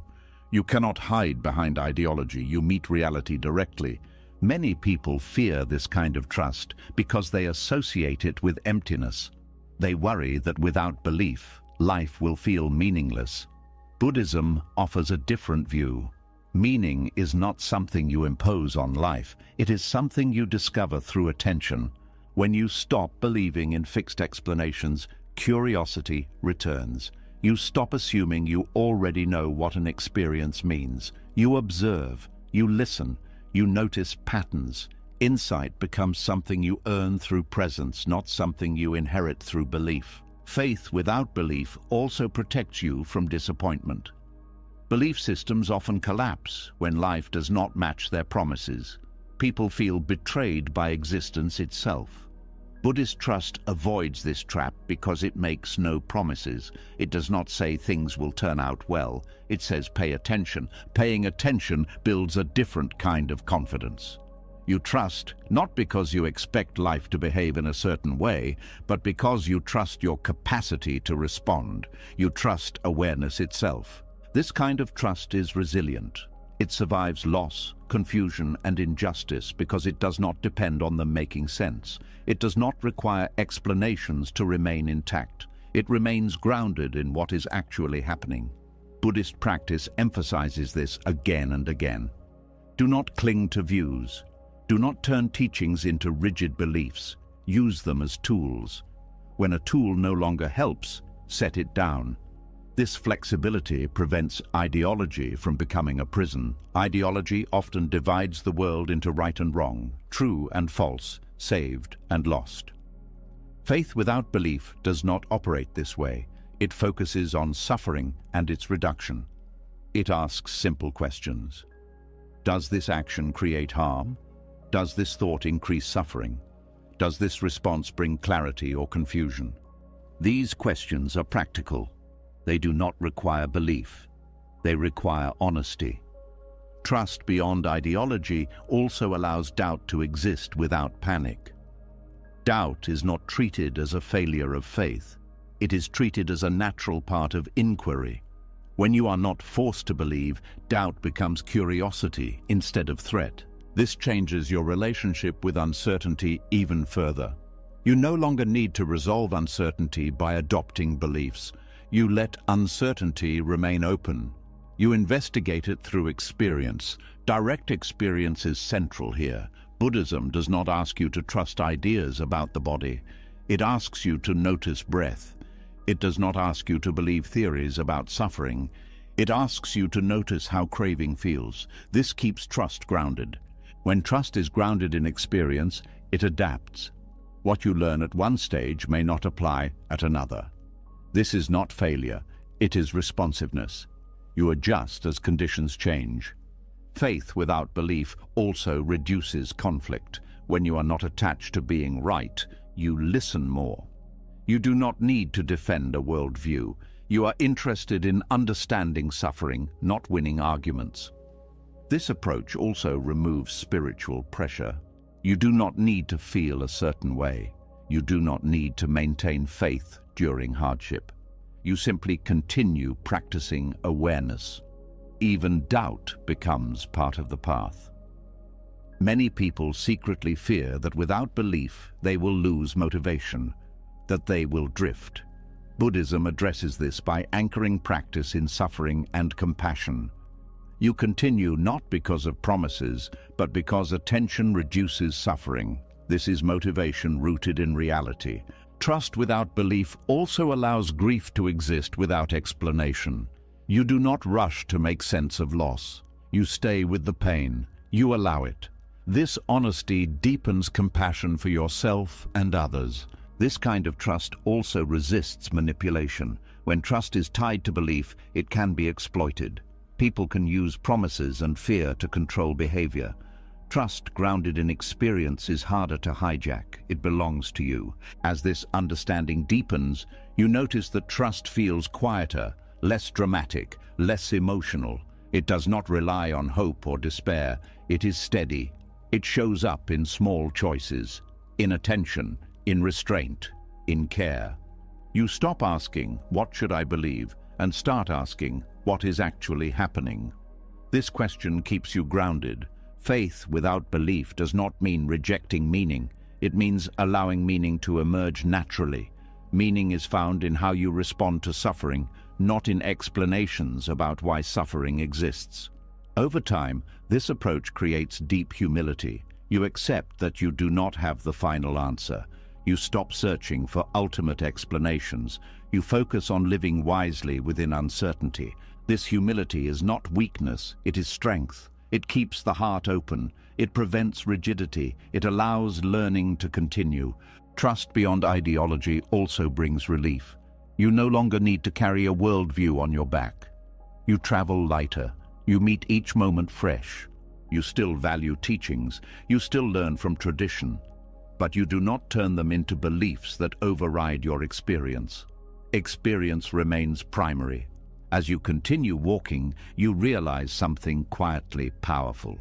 You do not need belief to trust life. You need presence. You need honesty. You need willingness to stay with what is.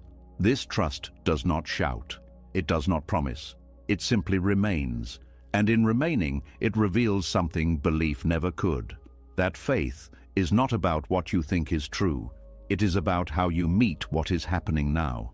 When trust no longer depends on belief or explanation, movement begins to feel different.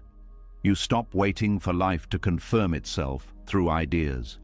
You feel a quiet pull forward, even without a clear destination, and yet another habit waits in the background, subtle and convincing, the habit of staying still and calling it wisdom, the habit of delaying action while telling yourself you are being thoughtful. This is where trust is tested again, not through fear, but through stillness. Many people believe clarity comes before movement, that the path must reveal itself fully before they step onto it. This belief sounds reasonable, it sounds careful, but very often it hides avoidance. Not avoidance of effort, but avoidance of exposure. If you do not move, you cannot be wrong. If you stay still, you cannot fail. Stillness feels safe when movement feels uncertain. Buddhist understanding challenges this gently but firmly. It suggests that clarity is not something you wait for. It is something that unfolds through engagement. The path does not appear all at once. It reveals itself step by step in response to movement. When you walk, the ground responds. When you stay still, nothing changes. This is not a metaphor. It is a practical truth. Insight grows through contact with life. You learn by doing. You understand by participating. Without movement, understanding remains theoretical. Stillness has its place. Buddhism values stillness deeply. Meditation is stillness. Reflection is stillness. Rest is stillness. But stillness becomes avoidance when it is used to delay living, when it becomes a way to avoid decision, risk, or responsibility. The difference between true stillness and avoidance can be felt. True stillness feels alive. It is present. It is aware. Avoidant stillness feels heavy, stagnant. Time passes, but nothing integrates. The same questions repeat. The same doubts linger. Letting the path reveal the path means accepting that you cannot see far ahead. It means trusting that each step will show you something you could not have known before. This requires humility. You admit that your mind cannot plan your entire life. You allow experience to teach you. Many people stay stuck because they want certainty before commitment. They want assurance that their effort will pay off. They want to know the ending before they begin. But life does not offer this. It offers feedback, not guarantees. When you move, feedback arrives, sometimes gently, sometimes painfully, but always informatively. When you stay still, feedback is minimal. You remain in speculation. Overthinking grows because nothing new enters the system. Buddhism emphasizes action informed by awareness, not impulsive action, not rigid planning, responsive action. You step, you observe, you adjust. This is how clarity emerges, not through prediction, but through participation. Stillness can also hide fear of disappointment. If you do not move, you do not have to face the possibility that the path you choose may not lead where you hoped. But this protection comes at a cost. You also never discover where it might have led. Letting the path reveal the path means you accept that some clarity only comes in hindsight. You understand things after they happen. You see patterns after you have lived them. This does not mean you were foolish before. It means understanding matures with experience. Movement also reveals what does not work. This is valuable. Many people cling to ideas because they have not tested them. They believe something is right because they have never challenged it through action. When you move, false assumptions fall away. This is not failure, it is refinement. Each step sharpens discernment. You learn what aligns and what does not. This learning cannot be rushed or skipped. Stillness disguised as wisdom often comes with elaborate explanations. You tell yourself you are waiting for the right time, that you are gathering information, that you are being patient. Sometimes this is true. Often it is fear wearing thoughtful language. Buddhist practice encourages honesty here. You look closely at your stillness. Does it feel spacious or constricting? Does it deepen awareness or dull it? Does it bring clarity or prolong confusion? Letting the path reveal itself also changes how you relate to mistakes. When you expect clarity before action, mistakes feel unacceptable. When you expect clarity through action, mistakes are part of the process. They guide you. This approach reduces pressure. You no longer need to get everything right at once.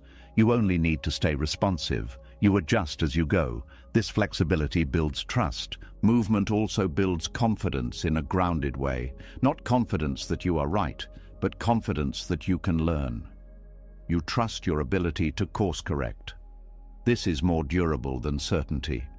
Stillness can feel virtuous because it avoids disruption. You do not have to explain yourself. You do not have to face judgment, but growth requires friction. Without friction, nothing changes. Letting the path reveal the path does not mean rushing. It means staying engaged. You take steps appropriate to your capacity. You do not force. You respond. This approach also respects timing. Some steps require waiting. But waiting is active when it is attentive. You watch conditions. You prepare internally. Avoidant waiting numbs awareness. Movement keeps awareness sharp. You are paying attention because something is happening. Stillness without awareness dulls perception. Buddhist teachings often emphasize walking meditation for this reason. You move slowly, deliberately, attentively. You do not rush ahead mentally. You stay with each step. This is movement as presence. Life can be lived this way. You take one step. You observe. You respond.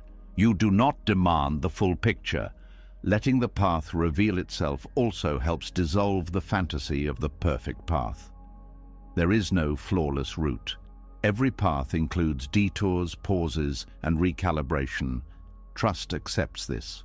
Stillness can become avoidance when it is motivated by the desire to avoid pain. Movement accepts that discomfort is part of growth. This acceptance reduces fear. You also begin to see that clarity is not a permanent state. It comes and goes. If you wait for lasting clarity, you may never act.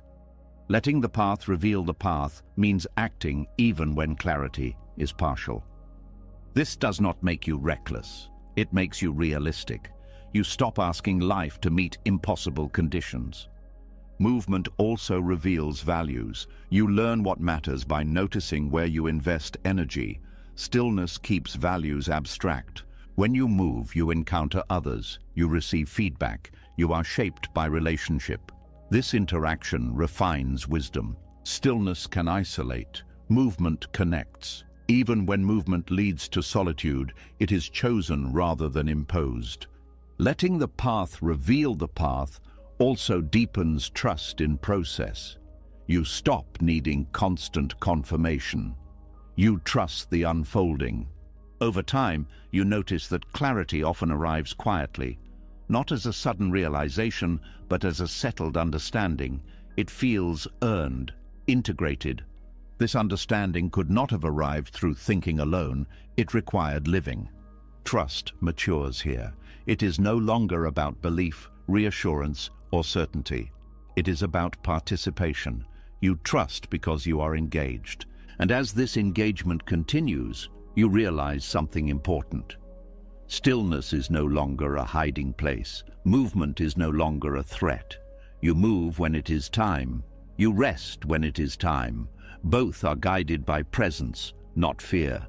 The path continues to reveal itself, not because you finally understand everything, but because you are willing to keep walking without demanding that it explain itself first. As movement becomes natural and the need for full clarity fades, a quieter challenge appears. You are walking, you are showing up, you are staying present, and yet nothing seems to be changing. No visible reward, no clear sign that the effort is working. Days pass, weeks pass. The path feels the same. This is where trust is tested in its most patient form, when progress cannot be seen and time feels silent.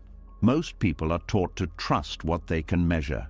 Results, milestones, feedback, proof. When those things are absent, doubt begins to creep in. The mind asks uncomfortable questions. Is this doing anything? Am I wasting my time? Shouldn't I be further along by now? These questions are not signs of failure. They are signs that you are standing in a part of the path few people talk about. Buddhist teachings understand this stage deeply. They recognize that some forms of growth are invisible by nature. They happen beneath the surface before they ever appear in form. Just as roots grow before a plant breaks the soil, inner change often develops quietly, without announcement. Trusting time means accepting that not all progress announces itself. Some changes are happening in how you respond, not in what happens, in how you relate, not in what you achieve. These changes are subtle, easy to overlook, but they are foundational. The modern mind is impatient. It wants confirmation, it wants evidence, it wants reassurance that effort equals reward. But time does not operate on this schedule. Time is not linear in the way we expect. Growth does not follow a straight line. It moves in cycles, pauses, and sudden shifts. When progress is invisible, the temptation is to abandon the practice, to change direction, to look for something that feels more productive. This is not always wrong, but often it is driven by discomfort with uncertainty rather than true insight. Buddhist trust asks you to stay committed even when nothing seems to be happening. This is not blind persistence, it is attentive patience. You continue, but you also observe. You notice small shifts, less reactivity, more space between impulse and action, a softer response where there used to be tension. These changes are easy to dismiss because they do not feel dramatic, but they are the signs of real transformation. They indicate that your relationship with experience is changing, even if your circumstances are not. Trusting time also requires releasing comparison.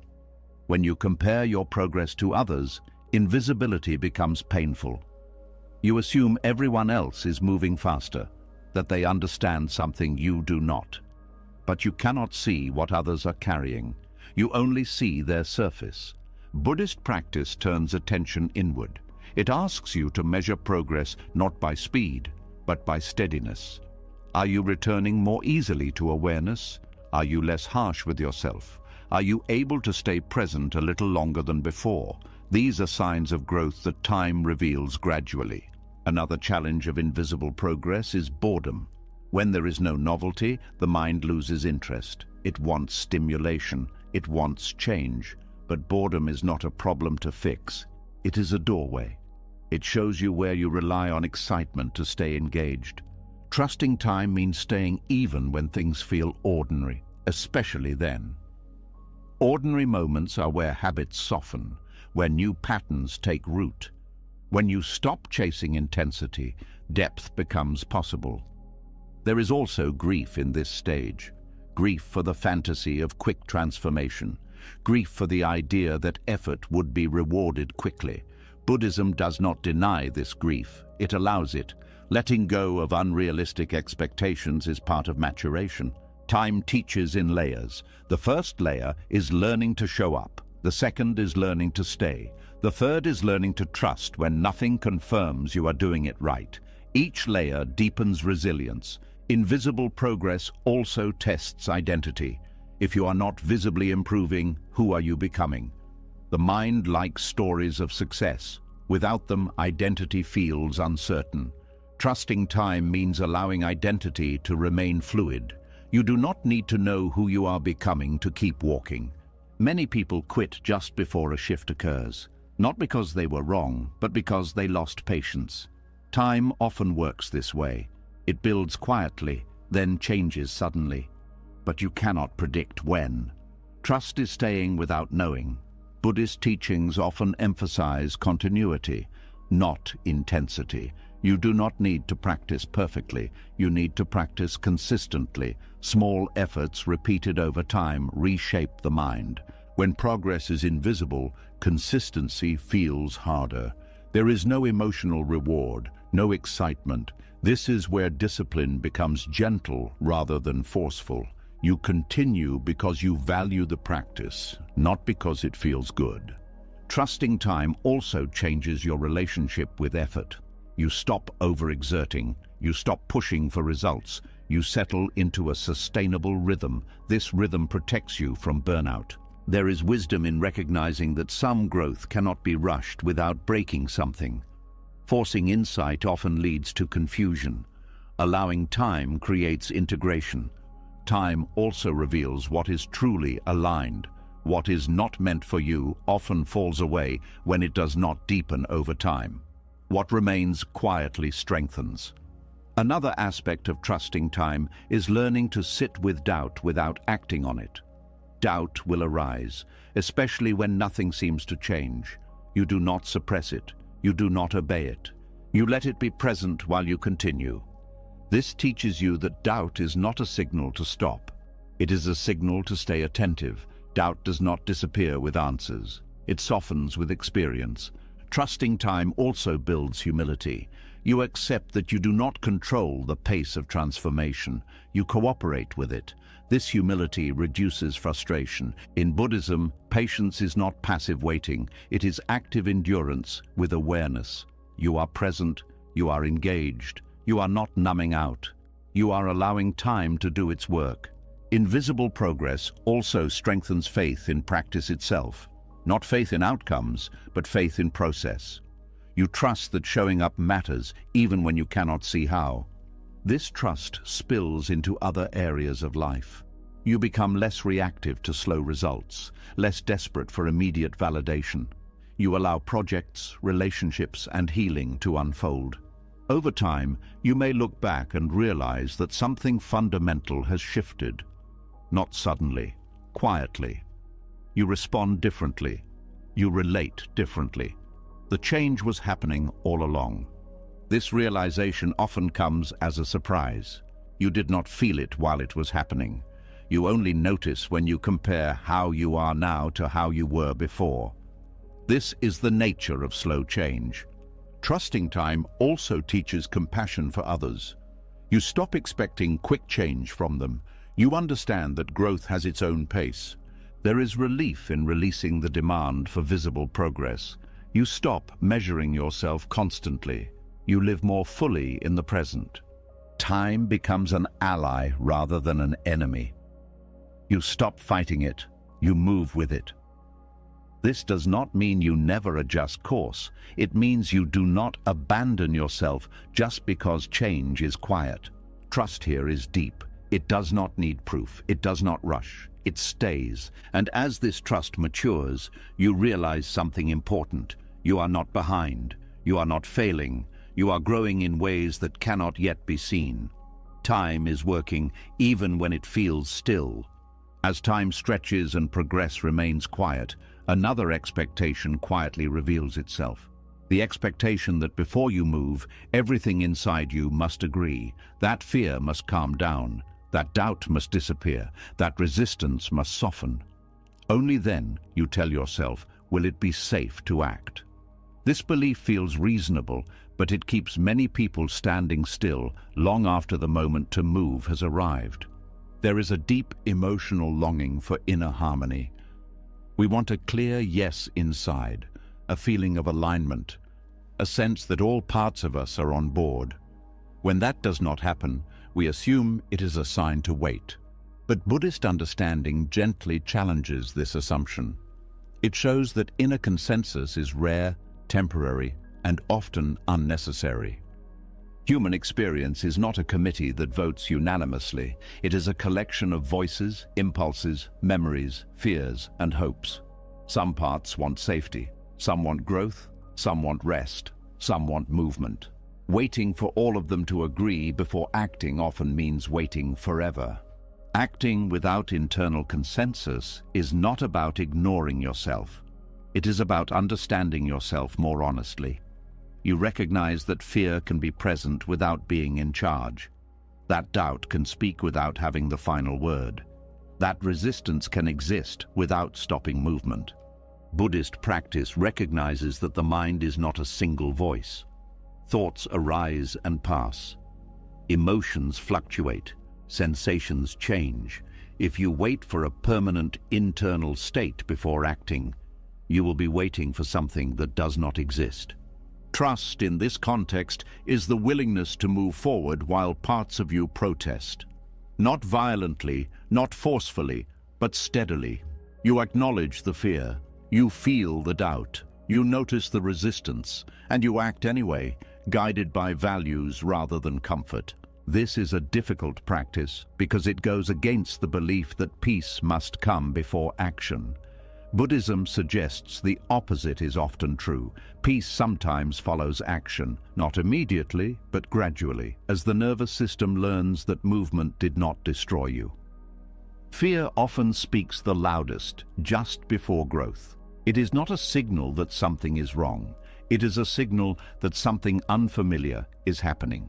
When you treat fear as a stop sign, your world shrinks. When you treat it as information, your world expands. Acting without internal consensus requires discernment. You are not suppressing inner voices. You are listening without obeying all of them. You differentiate between voices that protect and voices that paralyze. This takes practice. One way this practice develops is by identifying what truly guides you. Not what feels easiest, but what matters. Values provide direction when emotions are divided. You may feel afraid and still choose honesty. You may feel uncertain and still choose kindness. Values do not eliminate fear. They give you something to stand on. Many people confuse discomfort with misalignment. They assume that if something feels uncomfortable, it must be wrong. But growth often feels uncomfortable because it disrupts familiarity.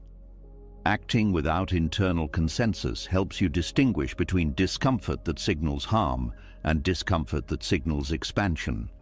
This practice also changes how you relate to doubt. Doubt is often treated as an enemy, something to overcome. Buddhism treats doubt as a natural part of inquiry.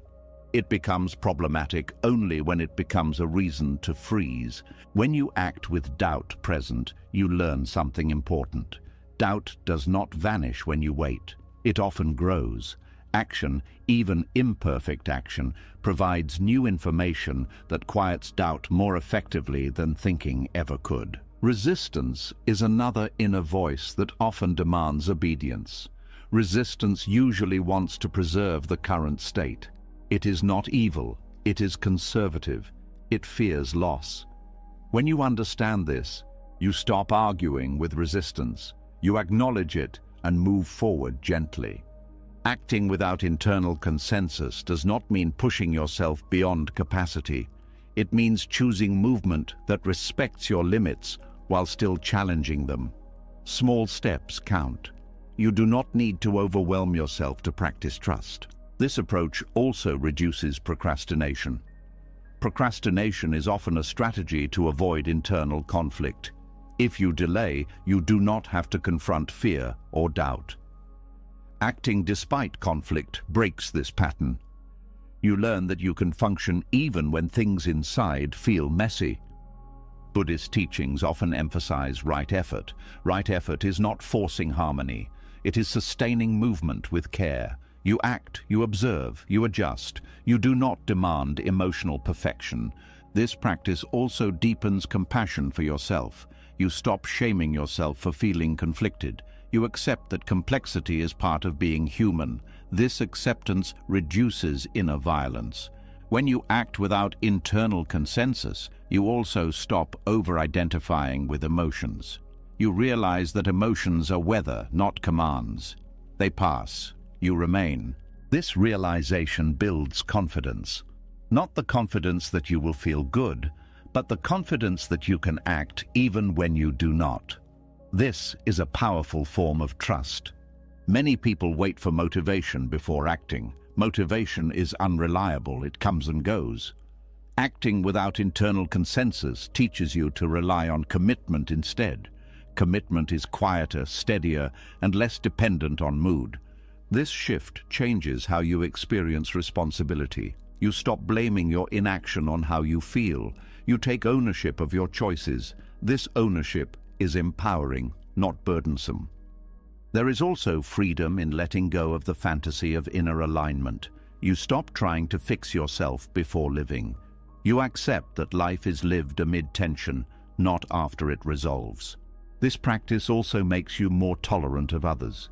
You understand that people often act while conflicted. You stop expecting perfect clarity from them. You offer patience. Acting without internal consensus also reduces fear of regret. When you know that fear and doubt were present, you do not later blame yourself for not feeling sure. You acted with honesty. That matters. Buddhism does not promise that acting through inner conflict will always feel good. It promises that it will be honest. Honesty builds integrity. Integrity builds trust. Over time, you may notice that inner harmony appears more often after you act, not because you forced it, but because the system settles once it sees that action is survivable. This does not mean conflict disappears forever. It means you stop needing its absence as a condition for living. Acting without internal consensus also aligns with trusting time. You do not wait for a future version of yourself. You act as you are. This practice is especially important when progress is invisible. You continue even when doubt questions the point.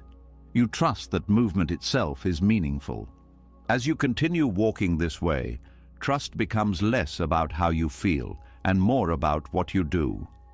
You trust your capacity to act with care even when the inner landscape is unsettled. Eventually, something shifts. You no longer expect your inner world to be calm before you live. You live and allow calm to come and go. This does not make life easier. It makes it real. You stop postponing your life until conditions are perfect.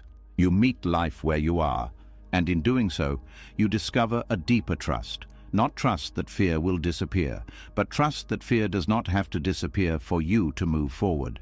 As you learn to move forward without inner agreement, another confusion quietly surfaces. You begin to loosen your grip. You stop forcing certainty. You stop trying to control every internal state. And then a new question appears, subtle but important. If I am not controlling, am I giving up? If I am not pushing, am I becoming passive? This is where many people misunderstand trust and unknowingly slide into stagnation. There is a thin emotional line between surrender and resignation, and from the outside they can look the same. Both involve letting go. Both involve acceptance. But inside, they are completely different experiences. One is alive, the other is numb. One is rooted in trust, the other is rooted in defeat. Surrender, in the Buddhist sense, does not mean stopping engagement. It means releasing the illusion of control while remaining fully present. Resignation, on the other hand, is the collapse of agency. It is the moment you stop believing your actions matter. When trust is confused with passivity, movement slows, curiosity fades, and life becomes something that happens to you rather than something you participate in. Many people arrive at resignation unintentionally. They hear teachings about letting go and misinterpret them as instructions to stop trying. They confuse non-attachment with indifference. They tell themselves that effort is ego, that desire is wrong, that action is forcing. Over time, this misunderstanding drains vitality. Buddhist trust does not ask you to stop acting. It asks you to stop clinging to outcomes. There is a difference. You still show up, you still respond, you still make choices, but you no longer demand that life follow your script. Control is often driven by fear, fear of loss, fear of uncertainty, fear of being wrong. When you try to control life, you are trying to reduce fear by narrowing possibilities. But this narrowing comes at a cost. You lose flexibility, you lose responsiveness, you become rigid. Non-control is not the absence of action. It is the absence of force. You act without gripping. You choose without insisting. You move without trying to dominate the process. This allows life to meet you halfway. Resignation feels heavy. The body slumps. The breath is shallow. There is a sense of giving up, even if you tell yourself you are being spiritual. Surrender feels open. The body remains upright. The breath is steady. There is energy available, even in difficulty. Learning to tell the difference requires honesty. You have to ask yourself what your letting go actually feels like. Does it bring clarity or dullness? Does it create space or numbness? Does it invite engagement or withdrawal? Trust as non-control means accepting that you cannot manage every variable while still honoring your role in the unfolding. You stop trying to guarantee outcomes, but you do not stop caring. Care remains central. This distinction matters because resignation often hides behind wisdom language. People say things like "it is what it is" or "there is nothing I can do," when what they really mean is "I am afraid to try again." Buddhism does not encourage this collapse. It encourages courage without control. Surrender is an active state. It requires attention. You stay aware of what is happening. You adjust your response as conditions change. You are involved, but not attached. Resignation is passive. Attention drifts.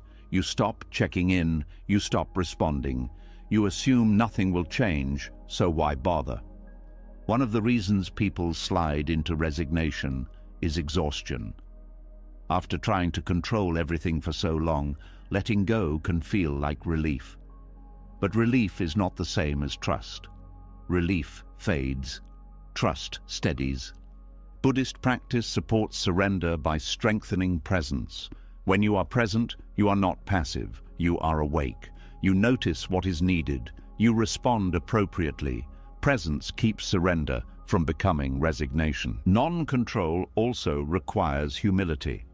You admit that you do not know how things will unfold. But humility does not mean helplessness. It means cooperation. You work with conditions rather than against them. This approach changes how you experience effort. Effort becomes lighter. You stop overexerting. You stop pushing beyond what is skillful. You apply energy where it matters, and you rest where it does not. Resignation often comes with bitterness, a sense that life has disappointed you. Surrender does not carry bitterness. It carries acceptance without collapse. When trust is misunderstood as passivity, stagnation follows. You stop exploring, you stop learning, you stop refining. Life becomes repetitive. This is not peace, it is withdrawal. Buddhist trust encourages continual engagement. The practice never ends. You keep observing, you keep adjusting, you keep responding. Letting go of control does not mean letting go of responsibility. Responsibility in this sense means responsibility, the ability to respond to what is here. You do not respond by forcing outcomes. You respond by aligning with reality. This is especially important when things are difficult. When circumstances do not change, resignation says nothing matters. Surrender says, this is what is happening. How will I meet it? The difference shows up in small moments. When something goes wrong, resignation sighs and shuts down. Surrender pauses, breathes, and chooses the next appropriate action. Trust as non-control also changes how you relate to desire. Desire is often seen as the enemy in spiritual practice. But Buddhism does not ask you to eliminate desire. It asks you to understand it. Desire becomes problematic when it turns into clinging. You can want change without demanding it. You can hope without insisting. You can act without gripping. This balance keeps desire from hardening into control. Resignation often masquerades as acceptance, but acceptance without engagement is incomplete. True acceptance includes response. Non-control also protects you from burnout. When you stop trying to manage everything, energy returns. You stop fighting reality. This frees resources for wise action. Many people fear that if they stop controlling, things will fall apart. Buddhism offers a different perspective. Things are already changing. Control only creates the illusion of stability. Surrender allows you to move with change rather than resist it. This movement keeps you alive and responsive. Trust as non-control also deepens compassion. When you stop trying to control others, you listen more. You respect autonomy. You allow people to be who they are. Resignation, on the other hand, often leads to disengagement from others. You stop caring because caring feels futile. Surrender keeps care alive without attachment. You care deeply without trying to manage outcomes. This distinction is crucial in long-term challenges. When change is slow or impossible, resignation numbs. Surrender adapts. You find new ways to relate, new ways to respond. Buddhist teachings emphasize the middle way. Not forcing, not collapsing. Engaged non-control sits in this middle. This way requires practice. You will sometimes mistake resignation for surrender. The body will tell you, pay attention to energy, to aliveness, to presence. Trust is not about letting life roll over you. It is about standing upright without trying to dominate. As you continue walking this path, you realize that non-control does not mean doing nothing. It means doing what is appropriate without insisting it work a certain way. This frees you from the emotional roller coaster of success and failure. You act because it is right to act, not because you need a specific result. Stagnation dissolves when surrender is understood correctly. Movement returns, curiosity returns, engagement returns. Trust matures here. It is no longer confused with passivity. It becomes a dynamic relationship with life. You stop forcing, you stop giving up, you participate, and in that participation you discover something important. Letting go of control does not shrink your life, it opens it. As control loosens without collapsing into passivity, trust moves into a more delicate territory. It is no longer just about how you relate to uncertainty or effort. It begins to affect how you relate to people. Choices become clearer internally, but externally they create friction. Expectations surface, roles tighten, Disappointment appears in faces you care about. This is where trust becomes relational and where many people quietly abandon themselves to keep peace.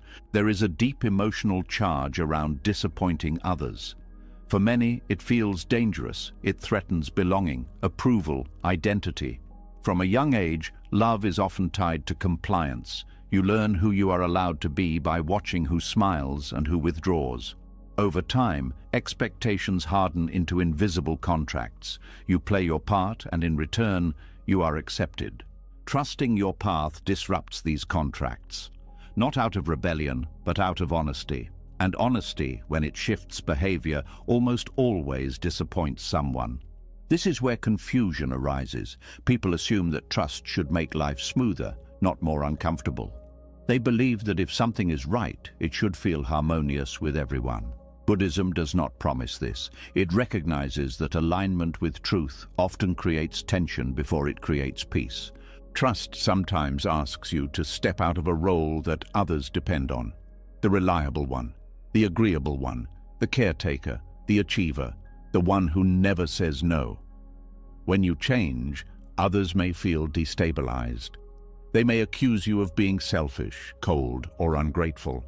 This reaction is painful, but it does not automatically mean you are wrong.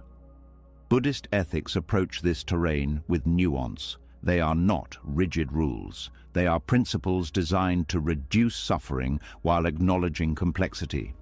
One of the core principles is intention. Why you act matters as much as what you do. Trusting your path does not mean disregarding others. It means acting from sincerity rather than fear. You examine your intention carefully. Are you choosing this to avoid responsibility or to honor truth? Are you acting from resentment or from clarity? This examination keeps trust from becoming self-centered. Disappointment becomes harmful when it is caused by indifference. It becomes unavoidable when it is caused by integrity. Buddhism makes this distinction clear. You are responsible for how you act, not for how others feel about your honesty. This does not mean you act without care. Care is central. You speak truthfully but gently. You acknowledge impact without surrendering direction. You remain open to dialogue without negotiating your core. Relational tension is not a sign of failure. It is often a sign that something real is happening. When you stop performing expected roles, relationships must renegotiate themselves. Some adapt, some do not. This is painful, but it is also clarifying. Many people stay trapped in lives that no longer fit because they fear disappointing others more than disappointing themselves. Over time, this creates resentment. Resentment poisons relationships far more quietly and destructively than honest disappointment ever could. Buddhist trust encourages non-harm, but non-harm does not mean never causing discomfort. It means not acting with cruelty, manipulation, or disregard. Discomfort caused by truth is different from harm caused by avoidance. There is also an important teaching about attachment here. When others are attached to who you used to be, your change feels like loss to them. Their disappointment is real. You do not dismiss it, but you also do not sacrifice your path to manage their attachment. Compassion in this context means seeing their pain without absorbing responsibility for it. You allow them to feel what they feel without trying to fix it by betraying yourself. This is one of the hardest practices. The nervous system wants relief. Relief often comes from giving in, saying yes when you mean no, staying when you are done, shrinking to fit. Buddhism recognizes this impulse and gently challenges it. Trust asks you to tolerate relational discomfort without turning against yourself. You breathe, you listen, you speak honestly. You do not rush to repair by self-erasure. This practice also reveals the difference between harmony and peace. Harmony is agreement. Peace is integrity. Sometimes you must choose peace over harmony, knowing harmony may return later in a deeper form. Buddhist ethics emphasize right speech. Right speech includes truth, but also timing and tone. You do not weaponize honesty. You do not dramatize. You do not explain excessively to seek approval. You speak simply and clearly. Over-explaining is often a sign of guilt. You try to justify your path so others will accept it. But trust does not require permission. Excessive explanation can dilute clarity and invite negotiation where none is needed. Another subtle challenge is guilt. Guilt arises when you believe you are responsible for others' disappointment. Buddhism distinguishes guilt from remorse. Remorse acknowledges impact and motivates care. Guilt collapses the self and leads to compliance. Trust allows remorse without guilt. You can regret causing pain without believing you are wrong for being honest. This balance preserves dignity. Disappointing others also tests your boundaries. Boundaries are not walls. They are clarity about what you will and will not do. Trust strengthens boundaries because you are no longer shaping yourself around expectations. When boundaries are new, others may push against them. This is normal. They are adjusting. Trust means holding steady without aggression. Some relationships will deepen through this process. When people see that your choices are consistent and sincere, trust grows. Others may fall away. This loss hurts, but it also reveals which connections were dependent on performance. Buddhist teachings accept impermanence in relationships. Not all bonds are meant to last forever. Trusting this reduces clinging and bitterness. There is also a teaching about role suffering. Many people suffer not because of what they do, but because of who they believe they must be. When you step out of a role, suffering surfaces before it dissolves, both for you and for others. Trust means staying present through this transition. You do not rush to redefine yourself for others. You allow the dust to settle. Disappointing others also invites humility. You may realize that some of their feedback is valid. Trust does not mean stubbornness. You listen, you reflect, you adjust where appropriate, but you do not abandon your core direction. This balance is subtle. It requires ongoing attention. Buddhist practice supports this through mindfulness and ethical reflection. You check in regularly. Is this action reducing suffering overall?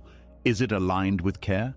Trust also asks you to accept that you cannot be fully understood by everyone. Some people will interpret your choices through their own fears. You let that be. Letting others be disappointed does not mean you stop loving them. Love does not require agreement. It requires honesty and respect. Over time, this practice strengthens self-respect. You become someone you can stand behind. This self-respect is felt by others, even if they resist it at first. Trusting your path in relationships is one of the most courageous acts. It risks misunderstanding, it risks loss, but it also makes genuine connection possible. Because connection built on performance is fragile, connection built on truth is resilient. Buddhist trust does not promise relational ease, it promises integrity. Integrity reduces long-term suffering, even when it creates short-term discomfort. As you continue walking, you realize that disappointing others does not mean betraying them. It means refusing to betray yourself. And from that place, something stabilizes. You stand more upright, you speak more clearly, you relate more honestly. Trust matures here. It is no longer just internal, it is lived in relationship. And while not everyone will stay, the ones who do will meet you as you are, not as who you were pretending to be. After you learn that trust may disappoint others, something inside you becomes quieter. You stop performing as much. You stop negotiating your path for approval. You start living with more honesty, and in that honesty, a new emptiness is revealed. Not a bad emptiness, but a space where you used to reach outward, a space where you used to look for signs, for proof, for a signal from life that you are doing the right thing. Without those signals, the ordinary moment can feel too plain, almost suspicious. This is where trust becomes even more subtle, because it asks you to stop searching and start resting. Most people do not struggle because they lack meaning. They struggle because they believe meaning must arrive in special packaging, a perfect sign, a coincidence that feels magical, a clear confirmation, a moment that tells them, yes, you are on track. When these moments do not appear, they feel lost. When they do appear, they feel briefly relieved, and then the hunger returns. The mind keeps reaching for the next sign. Buddhist trust does not reject the beauty of meaningful moments, but it refuses to make peace dependent on them. It teaches that the present moment is sufficient, not because it is perfect, but because it is what is real. And reality does not need permission to be complete. Trusting the ordinary moment means releasing the habit of treating life like a puzzle you must solve. It means letting go of the need for external confirmation and learning to meet what is here without asking it to be more dramatic, more inspiring, more obvious. This is difficult because the mind is addicted to stimulation. It wants novelty. It wants emotional peaks. It wants certainty delivered in a way that feels undeniable. Ordinary moments do not provide this. They provide something else. Quiet truth, breath, sensation, light on a wall, the sound of a distant car, the steady existence of your own body. These things are not exciting, but they are stable. When you treat the ordinary moment as insufficient, you create a constant restlessness. You are always waiting for life to become meaningful, instead of noticing that meaning is already present in the texture of experience. Buddhism calls this craving. Craving is not only about wanting objects, it is about wanting the present to be different. The search for signs is often a refined form of craving. You want reassurance, but you want it to feel spiritual, special, destined. So you look for patterns. You interpret coincidences. You watch for synchronicities. When you find them, you feel chosen. When you do not, you feel abandoned. This makes your peace dependent on a kind of cosmic approval system. Buddhist trust steps out of that system. It does not ask the universe to confirm your choices. It asks you to practice awareness and see what reduces suffering. That is the confirmation, not a sign in the sky, but the quiet effect of wise attention. This does not mean you become cold or cynical. It means you stop using signs as emotional crutches. You stop treating ordinary silence as failure. Silence is not rejection. It is simply silence. Treating the present moment as already complete does not mean pretending everything is fine. It means recognizing that completeness is not the same as pleasure. A moment can be complete and still contain sadness, fatigue, uncertainty, or grief. Completion means nothing is missing from what is actually here. It is whole because it is real. Many people confuse completion with happiness. They think if a moment is complete, it should feel good. But a storm is complete. A winter day is complete. A hard conversation is complete. Completion is about reality being fully itself. When you trust the ordinary moment, you stop postponing peace. You stop saying, I will feel okay when I get a sign. When things become clearer, when life becomes more exciting. You allow peace to be something that arises from presence, not from circumstances. This practice begins with noticing how often you leave the present, not physically, but mentally, checking for messages, refreshing feeds, replaying conversations, looking ahead to the next event. This constant movement is the mind trying to escape ordinariness. The mind treats stillness as emptiness and emptiness as danger. Buddhist practice teaches you to stay, to let the moment be simple, to feel the body breathing, to notice the urge to seek stimulation and not obey it immediately. This is not about discipline for its own sake. It is about reclaiming your capacity to be with life as it is. When you stop seeking signs, you also stop turning life into a test where you pass if you help the right coincidence appear, and fail if nothing special happens. This test is exhausting. It keeps you on edge. Trust ends the test. It says this moment is not trying to prove anything. The ordinary moment is where real life happens, not in highlights, not in dramatic turning points. Most of life is breakfast, walking, waiting, cleaning, working, breathing, listening. If you cannot trust these moments, you cannot trust life, because life is mostly this. There is a hidden sadness in the constant search for confirmation. It implies that what is here is not enough, that your own experience is not trustworthy, that you need something outside you to legitimize being alive. Buddhist trust challenges this. It says your awareness is enough. This breath is enough. This moment is enough to begin. This does not mean you do not pursue goals or growth. It means you stop using goals as an escape from the present. You work toward the future while respecting the present as the only place you can actually live. Trusting the ordinary moment also reduces superstition.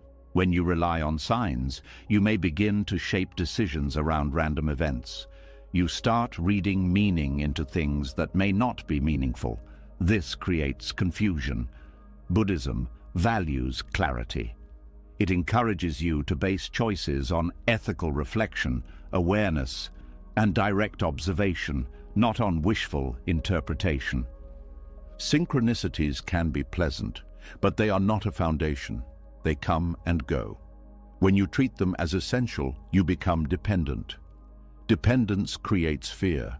You fear the moment life stops feeling magical. You fear that the absence of signs means you are lost. Trust says the absence of signs is normal. It does not mean you are off track. It means you are in an ordinary moment. And an ordinary moment is not a problem. It is the ground. There is also a deep freedom in letting the moment be ordinary. You stop chasing spiritual highs. You stop trying to manufacture meaning. You let life be simple. Simplicity brings a quiet joy that is not dependent on excitement. This joy is often overlooked because it is subtle. It feels like ease, like being okay without a reason, like a soft exhale. It is not intense, but it is stable. Buddhism sees this stability as a form of peace.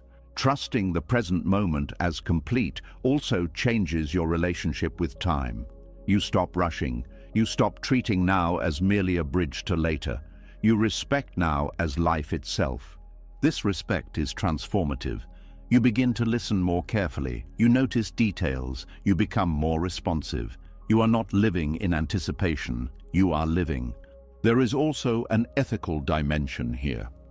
When you stop seeking signs for yourself, you become more available to the reality of others.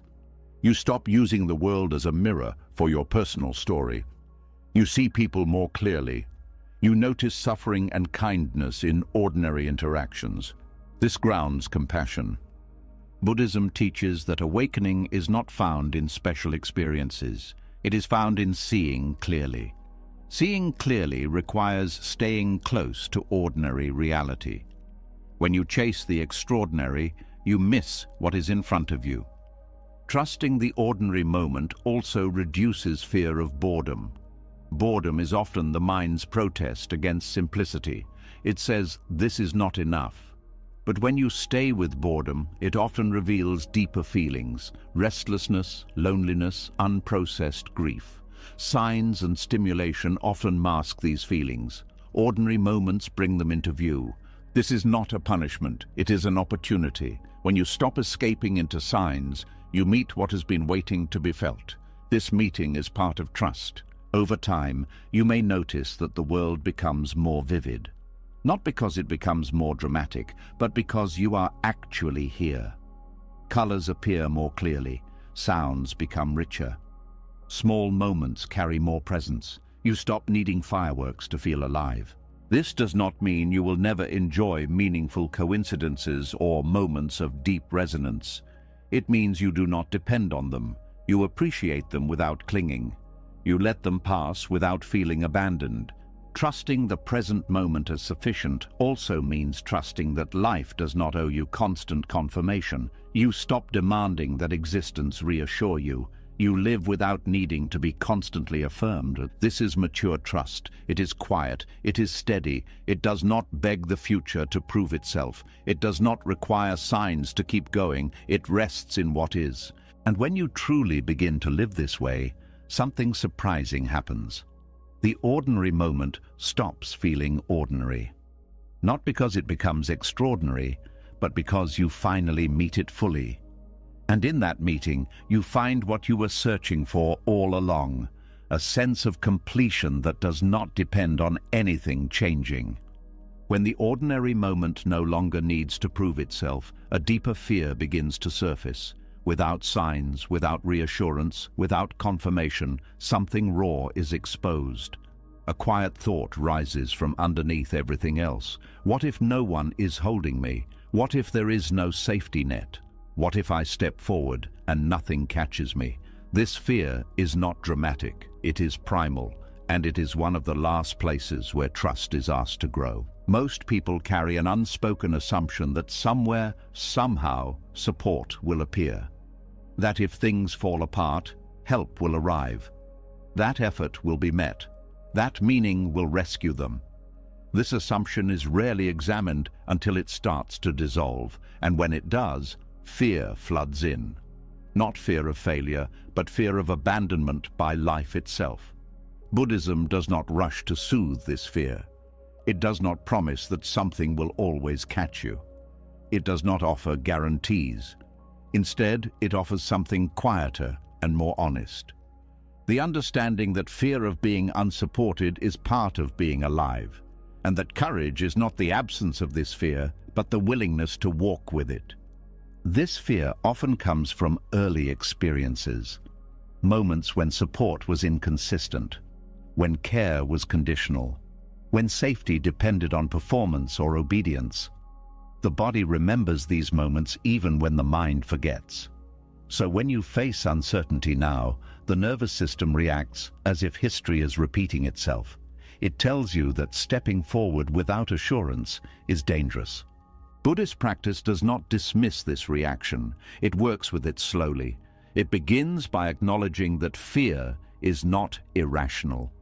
It is protective. It wants to keep you safe.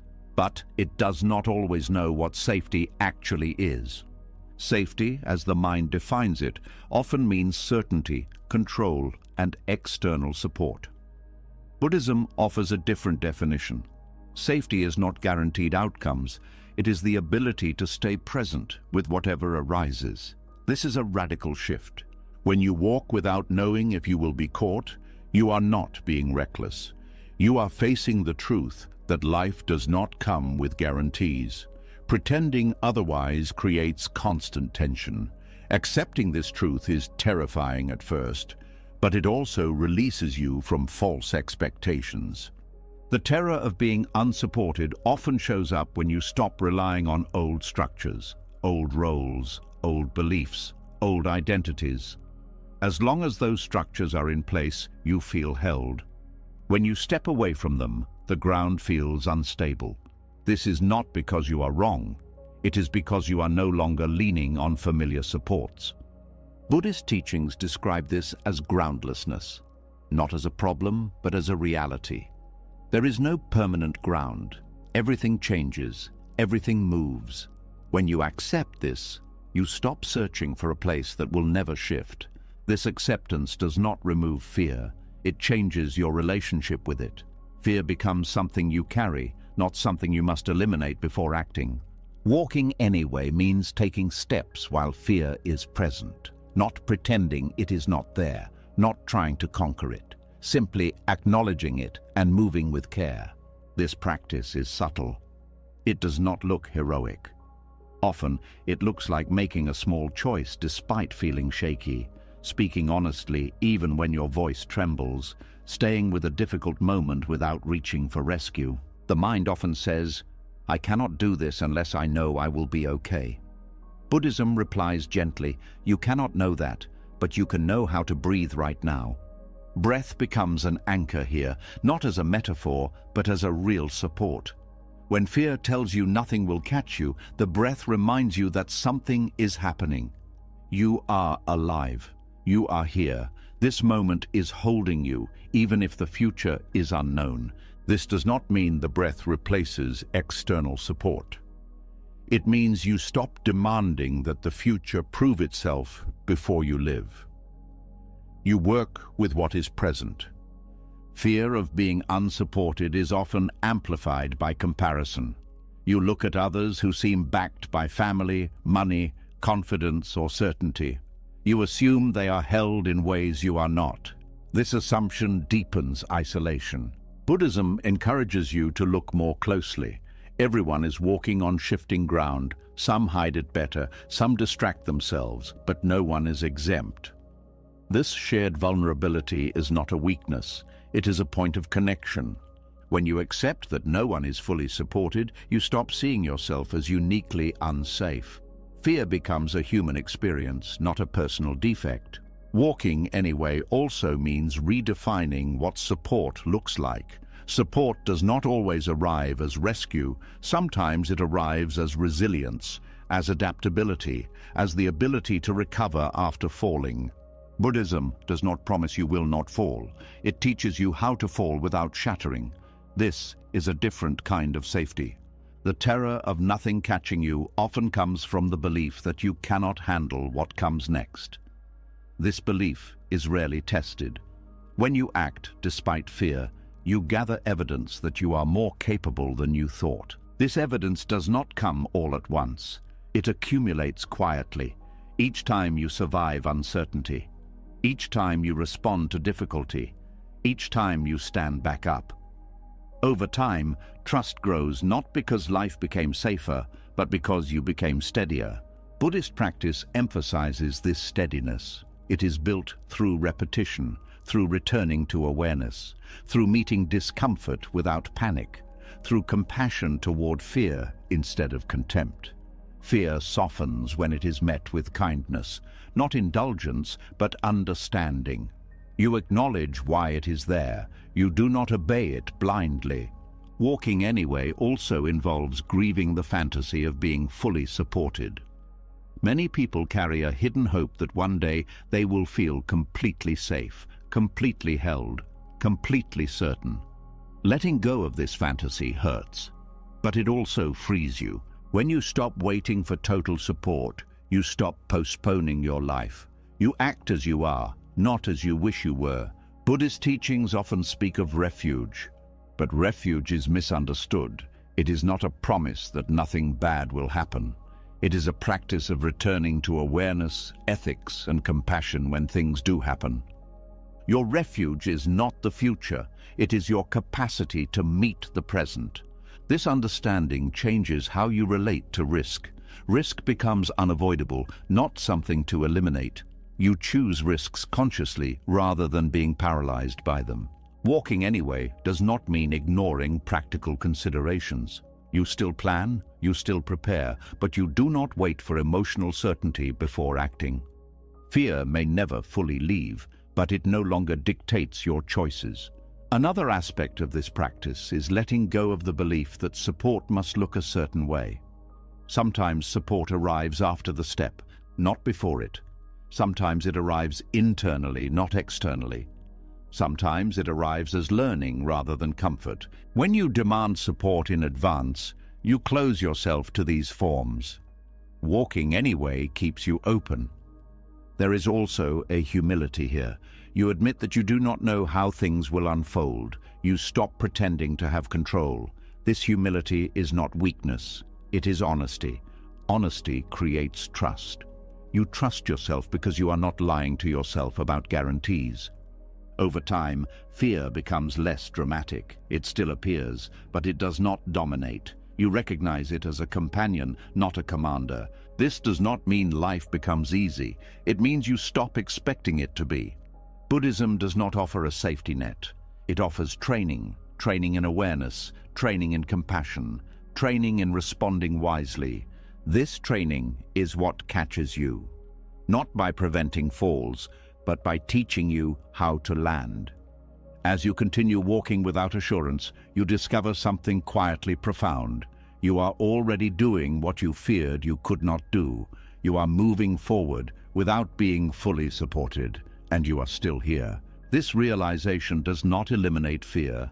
It changes your relationship with it. Fear becomes something you can carry without stopping. Trust matures here. It is no longer hope that someone will catch you. It is confidence that you can walk even if no one does. And in that confidence, you find a deeper kind of support, not promised, not guaranteed, but lived step by step, breath by breath, exactly as you are. After walking without guarantees, after learning that nothing may catch you and still moving forward, a strange inner state often appears. Not fear, not certainty either. Something softer and more unsettling, confusion, thoughts no longer line up. Old explanations stop working, direction feels blurred. The mind asks, did I miss something? Did I take a wrong turn? Am I falling behind? This is the moment where many people turn back. But this is not a detour. This is the path showing itself in a different form. Confusion has a bad reputation. It is treated as a mistake, a delay, a sign that something has gone wrong. People assume wisdom should feel clear, focused, confident. When confusion appears, they believe they have failed or regressed. Buddhism offers a radically different understanding. Confusion is not the opposite of wisdom, it is often its doorway. Confusion appears when old maps dissolve and new ones have not yet formed. It arises when familiar frameworks can no longer contain your experience. This is not collapse, it is transition. But because transition lacks structure, the mind panics. It wants something solid to hold. When it cannot find it, it assumes danger. Buddhist teachings recognize confusion as a natural phase of learning, not intellectual learning, but lived understanding. When insight deepens, it often destabilizes what you thought you knew. Certainty cracks, identity loosens, direction becomes unclear. This disorientation is not a mistake. It is evidence that something real is shifting. Many people try to escape confusion as quickly as possible. They look for answers. They adopt new beliefs. They cling to old roles. They distract themselves, anything to regain a sense of orientation. But in doing so, they often interrupt a process that needs time. Trusting confusion means allowing yourself to not know without interpreting that as failure. It means staying present in the fog without demanding immediate clarity. This is difficult because confusion threatens the ego. The ego wants to appear competent, certain, in control. Confusion exposes vulnerability, but wisdom does not grow in perfectly organized spaces. It grows where assumptions are questioned, where answers fall apart, where you no longer know how to explain yourself. Buddhism does not rush to fix this. It encourages you to stay. Confusion also arises when you outgrow a stage of understanding. What once made sense no longer does. The mind tries to reuse old explanations, but they feel hollow. This creates discomfort. But it is not regression.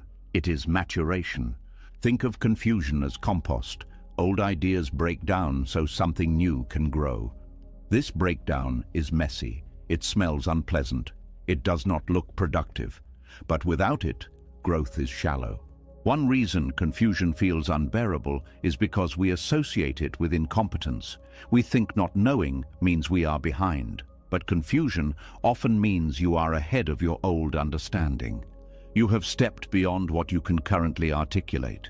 Buddhist practice teaches patience here, not passive patience, but attentive patience. You continue practicing, you continue observing, you continue responding to life ethically, even when you do not understand where it is leading. Confusion is often the mind catching up to experience. You may have already changed internally, but your concepts lag behind.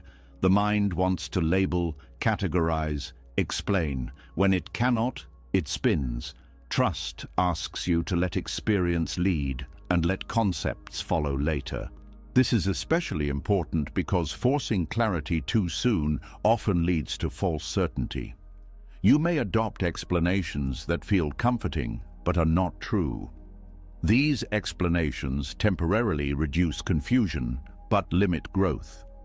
Trusting confusion means resisting the urge to prematurely resolve it. You allow questions to remain open. You do not demand answers on a deadline. Buddhism emphasizes not knowing as a practice. Not knowing is not ignorance. It is openness. It is the willingness to stay curious without closing down inquiry. This openness is fertile ground for insight. When confusion arises, the nervous system often reacts with anxiety. The body tightens, thoughts race. You may feel pressure to fix something. Trust involves recognizing this reaction and not letting it dictate your behavior. You breathe. You ground yourself. You remind yourself that confusion is not dangerous. It is uncomfortable, but discomfort is not harm. Confusion also changes how you relate to others. You may feel less articulate, less certain. This can trigger shame. You may withdraw or overcompensate. Trust asks you to allow yourself to be seen as you are, even when you do not have answers. This vulnerability deepens authenticity. You stop pretending to know what you do not. You listen more. You speak more carefully. Relationships shift from performance to presence. Buddhist ethics support this humility. You do not need to present yourself as enlightened or confident. You need to be honest and kind. Confusion also teaches discernment. You begin to notice which teachings, habits, or beliefs no longer serve you. You stop forcing them to fit. This letting go creates space, but space can feel empty before it feels alive. Many people mistake this emptiness for loss. They believe they are losing something essential. In reality, they are shedding what no longer fits. This shedding can feel like grief. Grief is often part of confusion. Grief for old identities, old certainties, old dreams. Trust means allowing this grief without rushing to replace what was lost. Buddhism does not see grief as an obstacle. It sees it as part of love and change. Allowing grief to move through you clears the way for deeper understanding. Another reason confusion feels threatening is because it disrupts planning. You do not know what comes next. The future feels vague. This triggers fear of stagnation. Trust reminds you that not knowing the next step does not mean you are stuck. You can continue doing what is right in front of you. You can keep practicing kindness, attention, and care. Direction will clarify through action, not through thinking alone. Confusion often narrows attention inward. You analyze yourself constantly. Trust invites you to return to the present moment. What is needed now? What is being asked of you right here? Often, the answer is simple. Rest, listen, respond, continue. Buddhist teachings emphasize that wisdom is not a straight line, it spirals. You revisit themes at deeper levels. Confusion may revisit you, but it does not mean you are back where you started. You are encountering familiar questions from a new place. This understanding reduces panic. You stop labeling confusion as regression. You recognize it as part of deepening. Trusting confusion also builds resilience. You learn that you can function without clarity. You can live, care, and act ethically, even when your internal narrative is unsettled. This resilience is essential because life will offer confusion again and again. Each time something meaningful shifts, confusion follows. Expecting permanent clarity sets you up for disappointment. Buddhism does not aim for permanent clarity. It aims for freedom from clinging to clarity. When you stop clinging, confusion loses its threat. It becomes information, a signal that something is changing. Confusion also sharpens attention. You stop operating on autopilot. You question assumptions. You listen more closely. This attentiveness is fertile ground for insight. Trusting confusion does not mean wallowing in it. It means staying engaged without demanding resolution. You continue learning, you continue practicing, you continue relating. Over time, clarity often returns, but it is different, less rigid, less absolute, more spacious. You understand without needing to explain everything. And when clarity returns, you may realize something surprising. Confusion taught you more than certainty ever did. It humbled you, it opened you, it slowed you down enough to see. This realization changes your relationship with future confusion. You are less afraid of it. You recognize it as a familiar companion on the path. Trust matures here. It is no longer shaken by not knowing. It does not interpret confusion as failure. You stop asking what went wrong and start asking what is unfolding. And in that shift, confusion transforms. It is no longer a detour. It is part of the terrain. You keep walking. Not because you understand, but because you trust that understanding will arrive when it is ready. And until then, you are allowed to be exactly where you are. As confusion softens and stops being treated like a mistake, another need quietly loosens its grip. The need to explain yourself. The need to know who you are becoming. The need to picture a future version of yourself that makes all this uncertainty feel justified. When that picture fades, something tender is exposed. A humility that feels both freeing and unsettling. The humility of not knowing who you will be on the other side. Most people carry an unspoken belief that transformation should come with a clear destination. That if you are changing, you should know into what. That growth should move toward a recognizable identity, a better version, a healed version, a wiser version. When you cannot name that version, anxiety appears. The mind asks, what am I doing all this for if I don't know who I'm becoming? Buddhist trust gently removes this demand. It does not offer a replacement identity. It does not promise a final form. It invites you to let transformation happen without needing a narrative to hold it together. This is deeply uncomfortable because identity provides orientation. It tells you how to act, how to explain yourself, how to belong. When identity loosens, you may feel exposed. You may feel less impressive, less certain, less definable. This can feel like loss, even when something new is forming. The humility of not knowing what you're becoming is not weakness. It is honesty. It acknowledges that life is not a self-improvement project with a fixed endpoint. It is a living process. And living processes do not announce their final shape in advance. Buddhism understands transformation as ongoing and unpredictable. You are not moving toward a static ideal. You are responding to conditions as they arise. Who you become depends on encounters, losses, insights, relationships, and time. Trying to predefine the outcome often limits what is possible. The mind wants a story, a before and after, a clear arc. Stories create comfort because they organize experience. But when you cling to a story about who you will be, you begin shaping your choices to fit that image. You may ignore unexpected invitations because they don't match the narrative. You may resist changes that don't look like progress.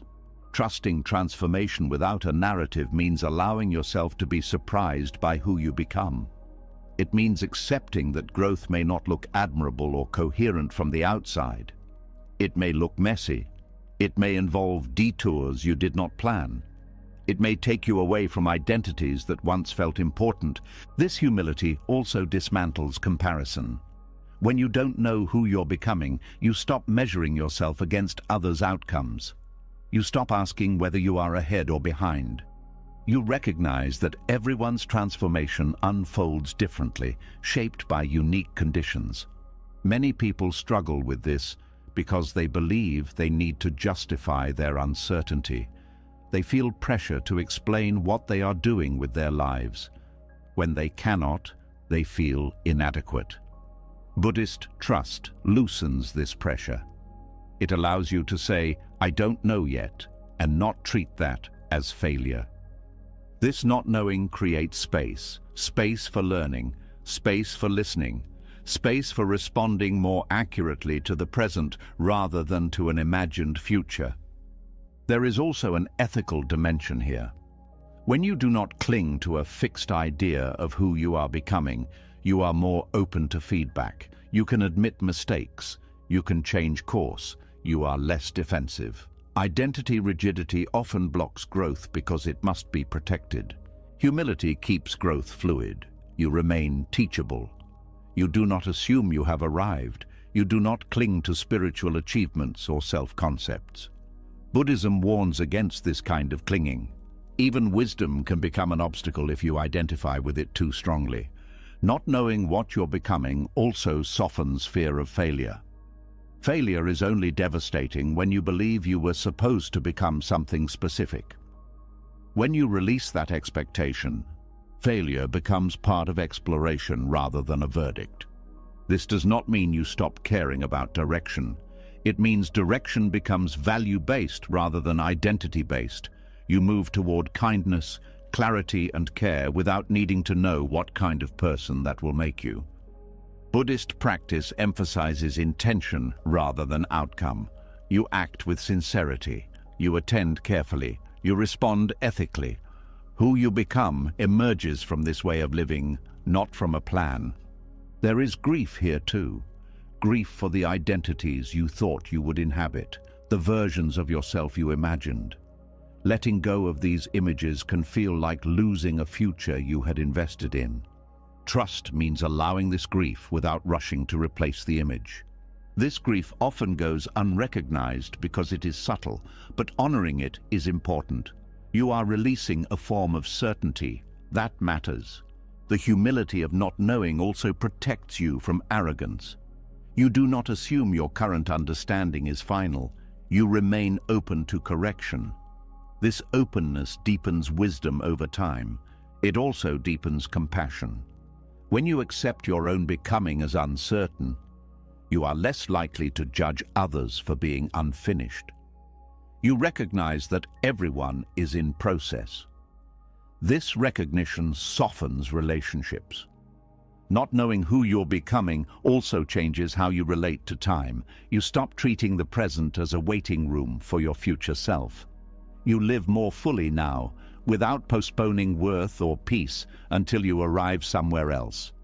Many people believe they must become someone else before they deserve rest, love, or respect. Buddhism challenges this. You do not need to earn your humanity through transformation. You are allowed to be incomplete. Trusting transformation without a narrative also frees you from performance. You are not trying to live up to an image. You are responding to what is needed. This makes life more honest and less exhausting. There is also a paradox here. When you stop trying to become someone specific, change often happens more naturally. Effort becomes aligned rather than forced. Growth emerges from engagement, not from self-monitoring. The mind may protest. It may ask, but how will I know if I'm doing it right? Buddhism offers a simple answer. Notice suffering. Notice its reduction. Notice whether your actions lead to more clarity or more confusion. This is enough guidance. You do not need to know who you will be to take the next step. You only need to know how to meet this step with care. This humility also prepares you for unexpected transformation. Life may shape you in ways you did not choose. Illness, loss, love, aging. These forces transform identity regardless of intention. Trusting not knowing makes you more adaptable. When identity is flexible, change hurts less. You bend rather than break. Buddhism often speaks of no fixed self. This teaching is not meant to erase individuality. It is meant to relieve the pressure of having to define yourself permanently. You are a process, not a product. Accepting this can feel destabilizing at first, but over time, it becomes liberating. You stop trying to control who you are. You participate in becoming. Trusting transformation without a narrative also reduces the need for external validation. When you are not aiming to become something recognizable, you stop seeking applause. You act from alignment rather than image. This does not mean you withdraw from society. It means you engage without self-construction. Over time, you may notice that people experience you as more grounded. Not because you are impressive, but because you are real. Presence replaces performance. This presence is what Buddhist trust ultimately cultivates. Not a perfected self, but a responsive one. As you continue walking this path, you realize something quietly profound. You do not need to know who you will become to trust the process. The process itself is alive. It is shaping you moment by moment. You are becoming through how you listen, how you respond, how you care, how you stay present. The future self does not need to be imagined, it will arrive through living. And in releasing the demand to know who you are becoming, you discover a deeper humility, one that allows life to work on you without interference. Trust matures here. It is no longer about arriving, it is about allowing. You keep walking, not toward a version of yourself, but with yourself, exactly as you are, open to whatever form the path takes next. As the need to define who you are becoming begins to loosen, another misunderstanding quietly fades with it. The idea that trust is something you either possess or lack, that some people are naturally trusting and others are not. That trust is a trait, fixed early, shaped by personality or history. When this belief dissolves, something more honest appears. Trust is not who you are. It is what you choose again and again. Most people speak about trust as if it were a permanent quality. They say things like, "I'm just not a trusting person," or "I lost my ability to trust." These statements feel true because disappointment leaves deep marks. When trust is broken, it feels personal. It feels like something inside you has been damaged. But Buddhism does not frame trust this way. It does not see trust as a fragile object you lose once and never recover. It sees trust as a practice, a behavior, a moment-by-moment decision. Trust as an ongoing choice changes how you relate to your past. Instead of seeing past betrayals or failures as proof that trust is dangerous, you begin to see them as moments where trust was tested, not destroyed. Disappointment does not end the possibility of trust. It becomes the place where trust must be practiced more deliberately. This is important because many people stop trusting, not because trust is impossible, but because disappointment feels unbearable. They protect themselves by withdrawing, by closing, by deciding never again. This protection feels wise, but over time it hardens into isolation. Buddhist trust does not ask you to forget disappointment. It asks you to include it in your practice. You remember what hurt, you learn from it, and then you choose how to meet the next moment anyway. This choice is not abstract. It shows up in small ways. Do you stay present after being let down, or do you retreat? Do you speak honestly after being misunderstood, or do you shut down? Do you continue practicing patience after effort goes unseen, or do you give up? Each of these moments is an opportunity to practice trust. Trust is not a feeling you wait for. Feelings come and go. Trust is an action you take even when feelings are mixed. You may feel wary and still choose openness. You may feel tired and still choose to show up. This is why trust cannot be reduced to personality. It does not depend on temperament. It depends on intention. Buddhist practice emphasizes repetition. You return to the breath again and again. You return to awareness again and again. Trust works the same way. You return to it after every disappointment, not because you feel confident, but because you value engagement over withdrawal. Disappointment is inevitable. People will fail you. You will fail yourself. Plans will fall apart. If trust were a personality trait, it would be irrational to trust again after these experiences. But trust as practice understands something deeper. Avoiding trust does not protect you from pain. It simply replaces pain with numbness. Choosing trust does not mean ignoring reality. It means acknowledging reality fully and still deciding how you want to live. You do not trust blindly. You trust consciously. This conscious trust is grounded in discernment. You learn where trust is appropriate and where boundaries are needed. Trust is not indiscriminate openness. It is a skillful response to conditions. Buddhist trust grows alongside wisdom. Wisdom helps you see patterns. It helps you recognize when trust has been misplaced and when it is being withheld out of fear rather than clarity. This discernment develops over time. Trust, as practice, also changes how you view setbacks. When something goes wrong, you no longer interpret it as proof that trust was foolish. You see it as part of the learning process. You adjust without condemning yourself. This reduces shame. Shame often follows disappointment because people believe they should have known better. Trust as practice removes this self-blame. You did what you could with what you knew. Now you choose how to proceed. Another misunderstanding is that trust should feel easy if it is right. Buddhism challenges this. Trust often feels difficult, especially after disappointment. Ease is not the measure of trust. Commitment is. Commitment here does not mean stubbornness. It means a willingness to keep engaging with life even when it hurts. This engagement is what keeps the heart alive. Trust as an ongoing choice also means you allow trust to fluctuate.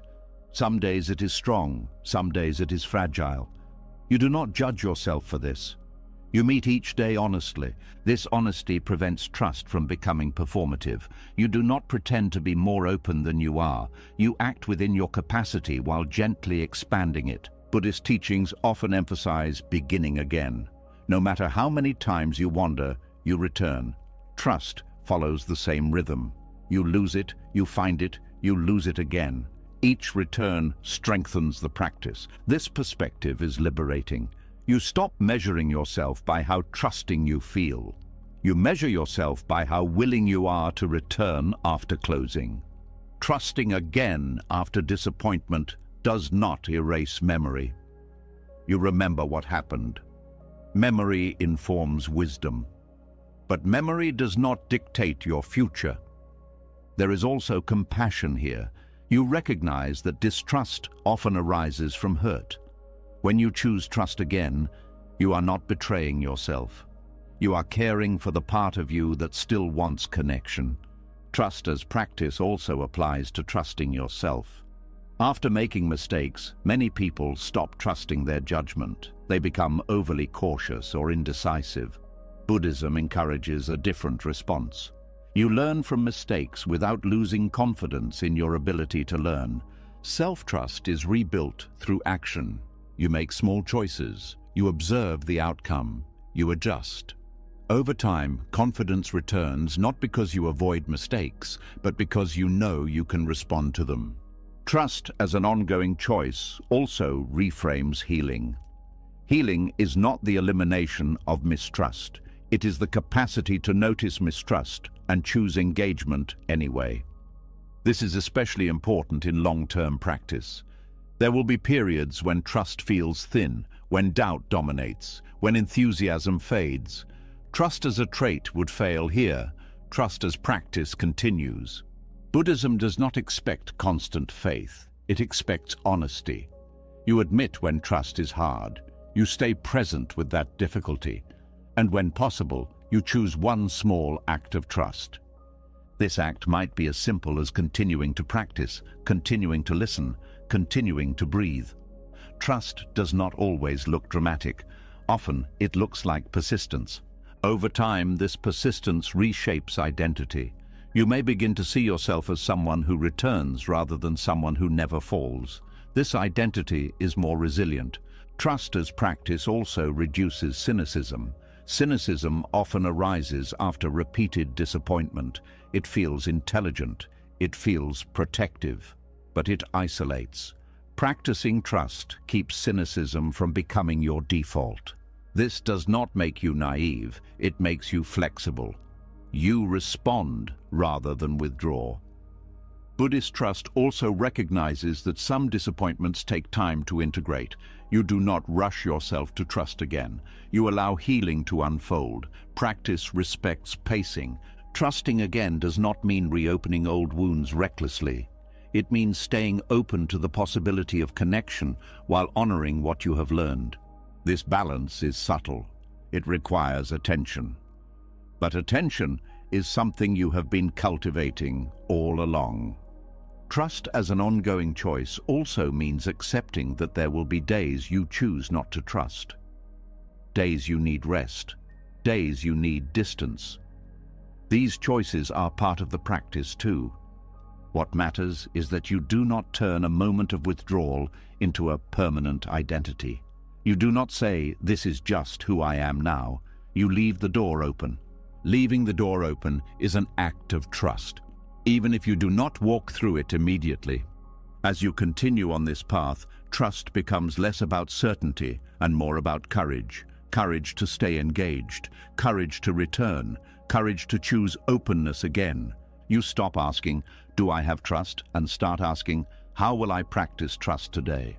This question is empowering because it gives you agency. Trust is no longer something that happens to you, it is something you participate in. And in that participation, trust grows quietly, not as a fixed trait, but as a living practice that adapts, deepens, and renews itself with every choice you make to stay open after disappointment. You keep walking, not because trust is easy, but because choosing it again and again is how life continues to unfold. As trust becomes something you practice instead of something you hope to feel, another temptation quietly appears. The temptation to use trust as a shield, to use spiritual language to stay composed, to stay calm at all costs, to rise above pain instead of walking through it. This is where many sincere seekers get lost without realizing it. They are still walking, but they are walking away from parts of themselves. Spiritual bypass happens when trust is misunderstood as emotional avoidance, when calm becomes compulsory, when positivity becomes a rule, when grief, anger, or doubt are treated as failures of faith instead of honest responses to life. It looks peaceful from the outside, but inside, something is being silenced. True trust does not demand emotional perfection. It does not ask you to transcend pain before you have felt it. It does not rush you into acceptance before anger has spoken or grief has moved. Buddhism does not teach you to escape difficult emotions. It teaches you to meet them without turning away. Walking without spiritual bypass means allowing the full range of human experience to arise while staying present, not fixing emotions, not spiritualizing them, not judging them, simply letting them be known. This is harder than forcing calm. Forced calm is tidy, it earns approval, it feels controlled, but it is brittle, it cracks under real pressure. Real trust is messy, it breathes, it shakes, it allows tears, rage, confusion, and silence to move through without labeling them as problems. Many people turn to spirituality because life hurts. This is natural, but when spirituality becomes a way to avoid pain instead of a way to relate to it, suffering deepens. Pain that is not allowed does not disappear. It goes underground. It leaks out as numbness, irritability, fatigue, or quiet despair. Buddhist practice is grounded in honesty.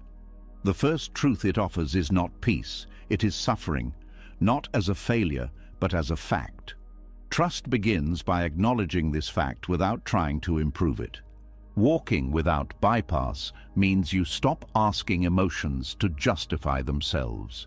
You do not ask grief to hurry. You do not ask anger to soften before it is understood.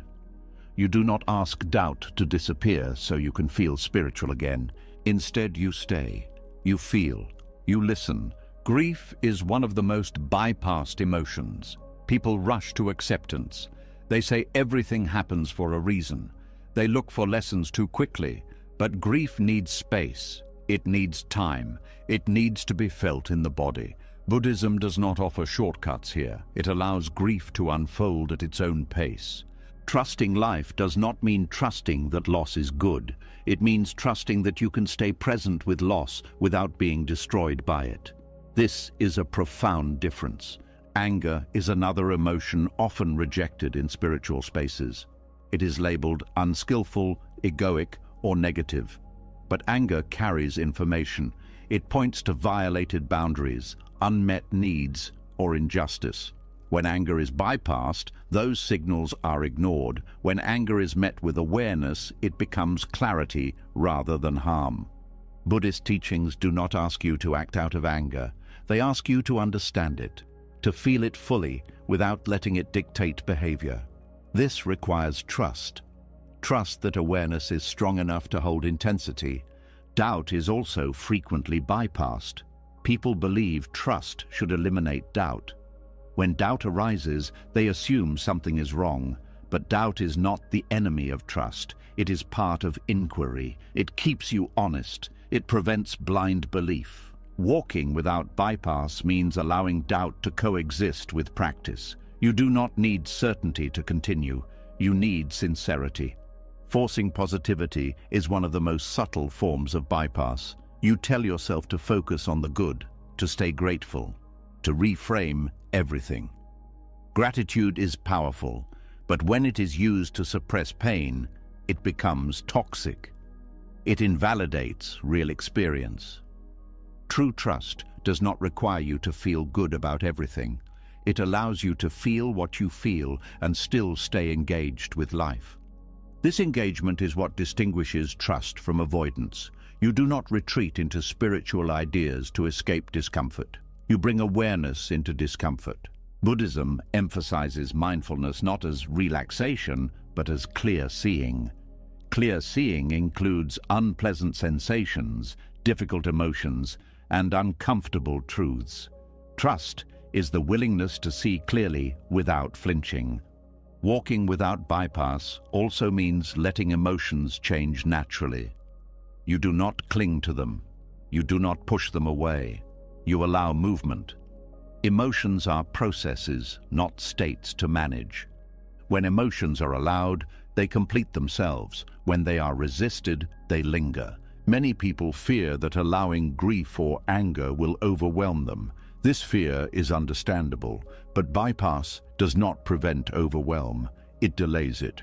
Trusting presence teaches you that emotions rise and fall when they are met with awareness. This does not mean you expose yourself to intensity without support. Buddhism values wise containment. You ground yourself. You return to the breath. You seek community when needed. Trust does not mean isolation. Walking without bypass also reveals hidden expectations. Expectations that trust should make you serene, that practice should make you unshakable. These expectations create shame when reality does not match the image. Shame is a sign of bypass. It tells you that some part of you is unacceptable. Buddhism rejects this. No part of experience is excluded from awareness. Trust is inclusive. It includes sorrow and joy, strength and fragility, certainty and doubt. This inclusivity creates resilience. You stop fearing emotions because you stop treating them as threats. They become visitors rather than invaders.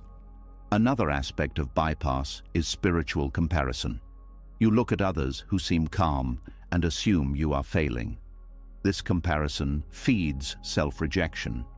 Trust asks you to stay with your own experience, not someone else's image. Walking without bypass also changes how you speak. You stop using spiritual language to minimize pain. You speak plainly, honestly. You say, "This hurts." You say, "I am angry." You say, "I do not know." This honesty deepens connection. Buddhist ethics support this honesty. Right speech is not about sounding enlightened. It is about being truthful and kind. True trust also allows joy without guilt. When you stop bypassing pain, you also stop suppressing pleasure. You feel more fully across the spectrum. Walking without bypass means trusting that you do not need to curate your inner life. You do not need to edit yourself to be worthy. This trust is embodied. It is felt in the willingness to breathe through discomfort, to stay present when emotions peak, to let the nervous system learn that intensity is survivable. Over time, emotions lose their grip, not because you mastered them, but because you stopped fighting them. Spiritual bypass often comes from a desire to be good, evolved, or healed. Trust lets go of this performance. You stop trying to arrive. You stay where you are. Buddhism teaches that liberation is not found by rejecting parts of experience, but by understanding them. Understanding requires contact. Walking without bypass also honors trauma. Trauma cannot be bypassed. It must be met slowly, safely, with care. Trust does not force healing, it allows it. This practice requires patience. There is no schedule for emotional truth. Trust respects timing. When you allow grief, anger, and doubt, you also allow wisdom to deepen. These emotions teach. They refine compassion. They sharpen clarity. Trust becomes grounded here, not in calmness, but in capacity. Capacity to feel. Capacity to stay. Capacity to respond wisely. You stop using spirituality as a way out. You use it as a way in. This does not make life easier. It makes it real. Walking without bypass means trusting that truth, even when painful, is more healing than comfort built on denial. As you continue walking this way, something steadies. You no longer fear your inner world. You no longer rush to fix it. You let it move. This is true trust. Not trust that everything will be fine, but trust that you can meet what is not fine without abandoning yourself. And in that trust, something profound happens. You become more alive, more honest, more compassionate. You are no longer walking above your life. You are walking inside it, step by step, emotion by emotion, without bypass, without pretending, fully present. You've seen it now. Trust was never about certainty, signs, or safety nets. It was never about having the answers, fixing yourself, or arriving at some perfected version of who you should be. Trust was always quieter than that.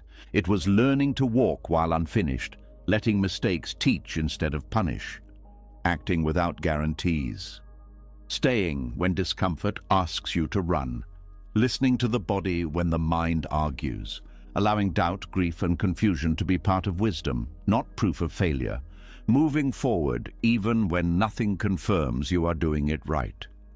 Trust is not knowing where the path leads. Trust is choosing the next step anyway. If something in you feels steadier right now, even without answers, that's not clarity arriving.